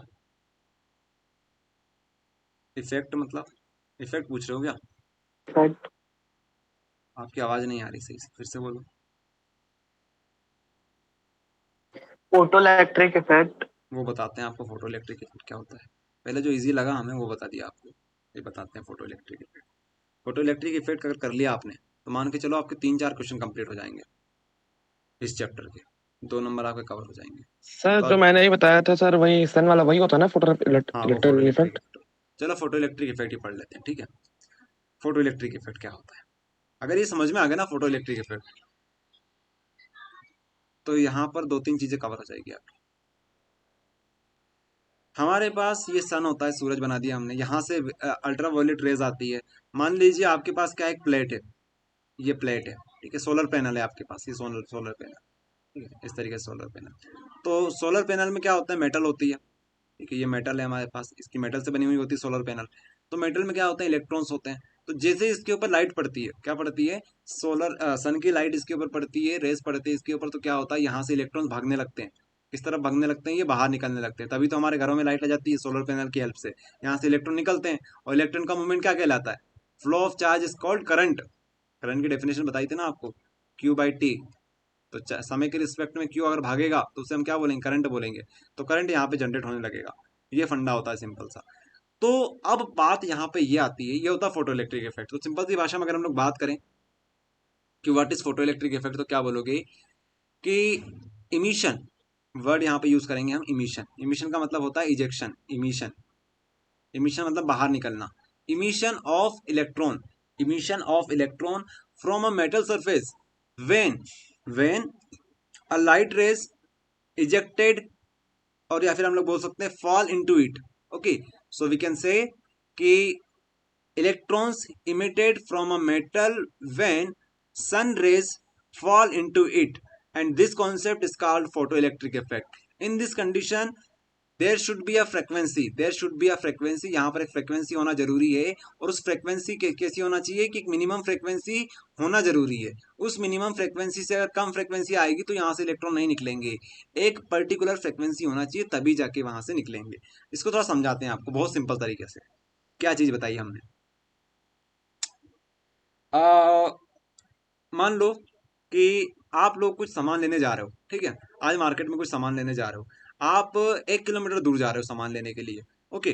तो आपकी कंडीशन अब ये होगी कि यार 1 किलोमीटर दूर जा रहे हैं सामान लेने के लिए, तो कम से कम सामान की जो वैल्यू है कम से कम 10 रुपये से ज़्यादा तो होनी चाहिए, ठीक है, 10 रुपये 20 रुपये से ज़्यादा होने चाहिए। पता चले 1 रुपये का सामान लेने, 1 रुपये की चॉकलेट लेने आप लोग 1 किलोमीटर दूर जा रहे हो, तो ये तो गलत बात है, ठीक है, इतने का आप लोग पेट्रोल जला दोगे। तो एक कंडीशन होती है कि भैया अगर हम लोग 1 किलोमीटर दूर जा रहे हैं तो बड़ा सामान लेने जाएंगे, कुछ बड़ा होगा तभी हम लोग वहां पे जाएंगे, ऐसी फालतू चीजें हम लोग लेने के लिए वहां पे नहीं जाएंगे। तो वही यहाँ पर बात बताई जा रही है कि हमारे पास इस सूरज की जो लाइट आ रही है उसकी एक पर्टिकुलर क्या होनी चाहिए, फ्रिक्वेंसी होनी चाहिए। क्या होनी चाहिए, फ्रिक्वेंसी होनी चाहिए। एक पर्टिकुलर फ्रिक्वेंसी से अगर कम फ्रिक्वेंसी हुई तो हम मना कर देंगे कि भैया हम यहाँ से इलेक्ट्रॉन नहीं देंगे आपको, ये जो मेटल है मना कर देगा कि भैया हम इलेक्ट्रॉन नहीं निकालेंगे, आपको मिनिमम इतनी फ्रिक्वेंसी तो चाहिए तब जाके हमारे इलेक्ट्रॉन आप निकाल सकते हो। आई बात समझ में? तो वो मिनिमम फ्रिक्वेंसी क्या कहलाती है, हमारी थ्रेशोल्ड फ्रिक्वेंसी कहलाती है, थ्रेशोल्ड फ्रिक्वेंसी। तो थ्रेशोल्ड फ्रिक्वेंसी आपसे पूछे कि व्हाट इज थ्रेशोल्ड फ्रिक्वेंसी, तो आप लोग क्या बोलोगे, वहां मिनिमम फ्रिक्वेंसी जिसके बिना मेटल से इलेक्ट्रॉन का इमिशन असंभव है।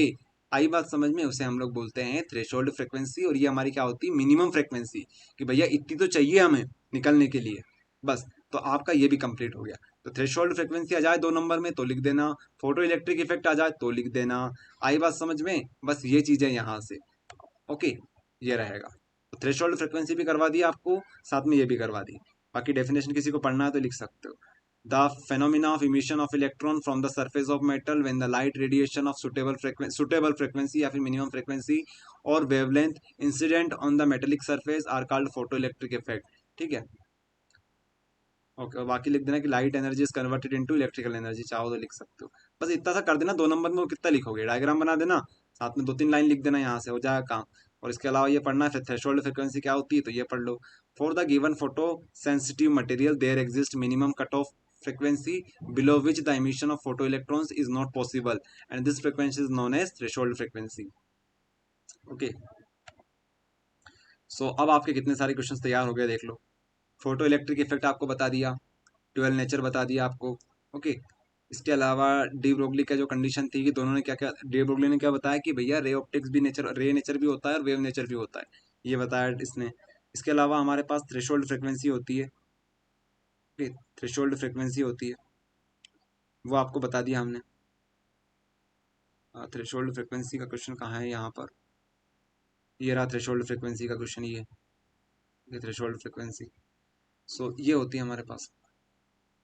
अब आपको क्या करवा देते हैं सर, ये डी ब्रोकली वाला जो है सर, एक बार फिर समझा सकते हैं क्या? ये समझा देंगे डी ब्रोगली। वैसे डी ब्रोगली इतना सा नहीं है, इसके आगे भी है, इसको समझाएंगे आपको।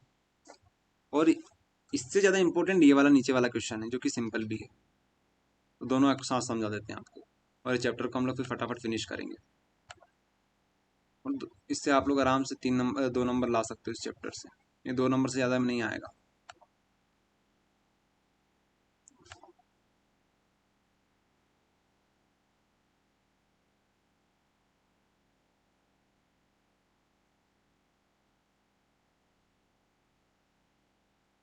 ये सुनो, डी ब्रोगली वेव सुन लो और साथ में क्या सुन लो, मेटर वेव सुन लो। आ सकता है मेटर वेव, इंपॉर्टेंट होता है ये क्वेश्चन, मेटर वेव और साथ में डी ब्रोगली, बहुत सिंपल है, एक लाइन का ही क्वेश्चन है। देखो डी ब्रोगली का हमने आपको क्या बताया था, डी ब्रोगली ने क्या किया, डी ब्रोगली ने रे नेचर प्लस वेव नेचर, ऐसा बोला उन्होंने कि लाइट जो होती है ये इसका दोनों नेचर हो सकता है, रे नेचर भी हो सकता है, वेव नेचर भी हो सकता है। तो ये डी ब्रोगली ने बात बताई कि भैया इसका दोनों नेचर हो सकता है, रे नेचर भी हो सकता है, वेव नेचर भी हो सकता है। तो इन्होंने बोला कि एक काम करता हूँ मैं, खुद का एक नया क्या देता हूँ, नया नाम देता हूँ, रे भी छोड़ो वेव भी छोड़ो, इसने नाम दे दिया मेटर वेव। मेटर वेव, क्योंकि रे क्या होती है, पार्टिकल होती है, तो पार्टिकल और वेव इन दोनों से मिलकर इसने नाम क्या दे दिया, मेटर दे दिया, मेटर वेव। तो मैटर मतलब वही पार्टिकल, रे हो गया, और वेव मतलब वेव हो गया, तो मैटर वेव। तो बेटा मैटर वेव क्या होती है, तो क्या बोलोगे, matter wave is nothing but the wave associated with the particle. Particle के साथ, एक पार्टिकल में जो वेव्स एसोसिएटेड होती है, इससे जुड़ी हुई होती है। एक पार्टिकल है आपके पास, इसमें खुद में एक छोटी सी वेव होगी, ओके, तो उसको बोलते हैं मैटर वेव। तो what is matter wave? Matter wave is a wave associated with the particle. The wave associated with the particle is known as matter wave और डी ब्रोगली वेव। आपसे अगर property पूछ ले कि बताओ क्या प्रॉपर्टी होती है, तो बोल देना इसके दोनों नेचर होते हैं, वेव नेचर भी होता है, वेव नेचर भी होता है। The matter waves are have both natures, wave nature and rave nature, both nature होते हैं इसके। The matter waves are no electromagnetic in nature, इसका इलेक्ट्रोमैग्नेटिक नेचर नहीं होता है। For light wavelength will be greater, light particle के लिए इसकी वेवलेंथ ज़्यादा होगी। तो इतना काफ़ी है बस 2 नंबर के हिसाब से, ओके। बाकी आपको समझाना वो चीज़ था कि एक पार्टिकल होता है, पार्टिकल से जो जुड़ी हुई वेव होती है उसी को हम लोग क्या बोलते हैं, डी ब्रोगली वेव बोलते हैं। चलो ये भी हो गया खत्म। अब आता है कट ऑफ पोटेंशियल, इसके बाद इस चैप्टर को एंड करेंगे, यहाँ टाइम नहीं देंगे इसमें, बस इतने आ सकते हैं इंपॉर्टेंट क्वेश्चंस में। Cut off potential, cut off potential stopping potential, बहुत सिंपल है। The potential difference need to be applied to stop a moving charge is called stopping potential. क्या समझे आप लोग? नाम में ही छुपा हुआ है, नाम में ही छुपा हुआ है। स्टॉपिंग पोटेंशियल मतलब इतना पोटेंशियल, ऐसा पोटेंशियल जो कि हमें चाहिए, ऐसा पोटेंशियल जो कि हमें चाहिए। किस लिए चाहिए? एक इलेक्ट्रॉन है, एक मूविंग इलेक्ट्रॉन है, मूविंग चार्ज है, वो घूम रहा है, चल रहा है, ऐसा ऐसा ऐसा ऐसा घूम रहा है। आपको क्या करना है? इसको रोकना है, इसको रोकना है। तो आपको क्या देना पड़ेगा? सामने से आपको एक पोटेंशियल लगाना पड़ेगा। तो जो पोटेंशियल एक मूविंग इलेक्ट्रॉन को रोक दे, एक मूविंग इलेक्ट्रॉन को रोक दे, उस पोटेंशियल को हम लोग क्या बोलते हैं? स्टॉपिंग पोटेंशियल बोलते हैं। बस इतनी सी बात, नाम में छुपा हुआ है। बताओ, कट ऑफ पोटेंशियल का मतलब भी होता है जो कट कर दे, ठीक, किसको कट कर दे? इलेक्ट्रॉन को, या फिर हम लोग बोल सकते हैं किसी चार्ज को, एक मूविंग चार्ज को जो रोक दे, कट ऑफ कर दे, उसको बोलते हैं कट ऑफ पोटेंशियल। आई बात समझ में? ये होता है बस, ये होगी डेफिनेशन। बाकी 2 पॉइंट और होते हैं, लेकिन इसको रहने दो आप लोग, इसको छोड़ दो, बस ये कर लो अभी, तो इतना ही काफी है। ये हो गया खत्म। ऐसे तो करने को तो बहुत सारी चीजें हैं, लेकिन सब थोड़ी करना है आपने, कुछ इंपॉर्टेंट है वही करना है। चलो, तो उस लगभग 7 हमारी बच चुकी है, फिक्स, हाँ फिक्स 7 बच चुकी है हमारी। तो एक काम करते हैं, अगर आपका कोई डाउट हो तो पूछो, बाकी अगला जो सेशन होगा 7:30 बजे से चालू करेंगे हम लोग। जब तक कोई डाउट, परेशानी, दिक्कत हो तो पूछ लो फटाफट। भैया एक बार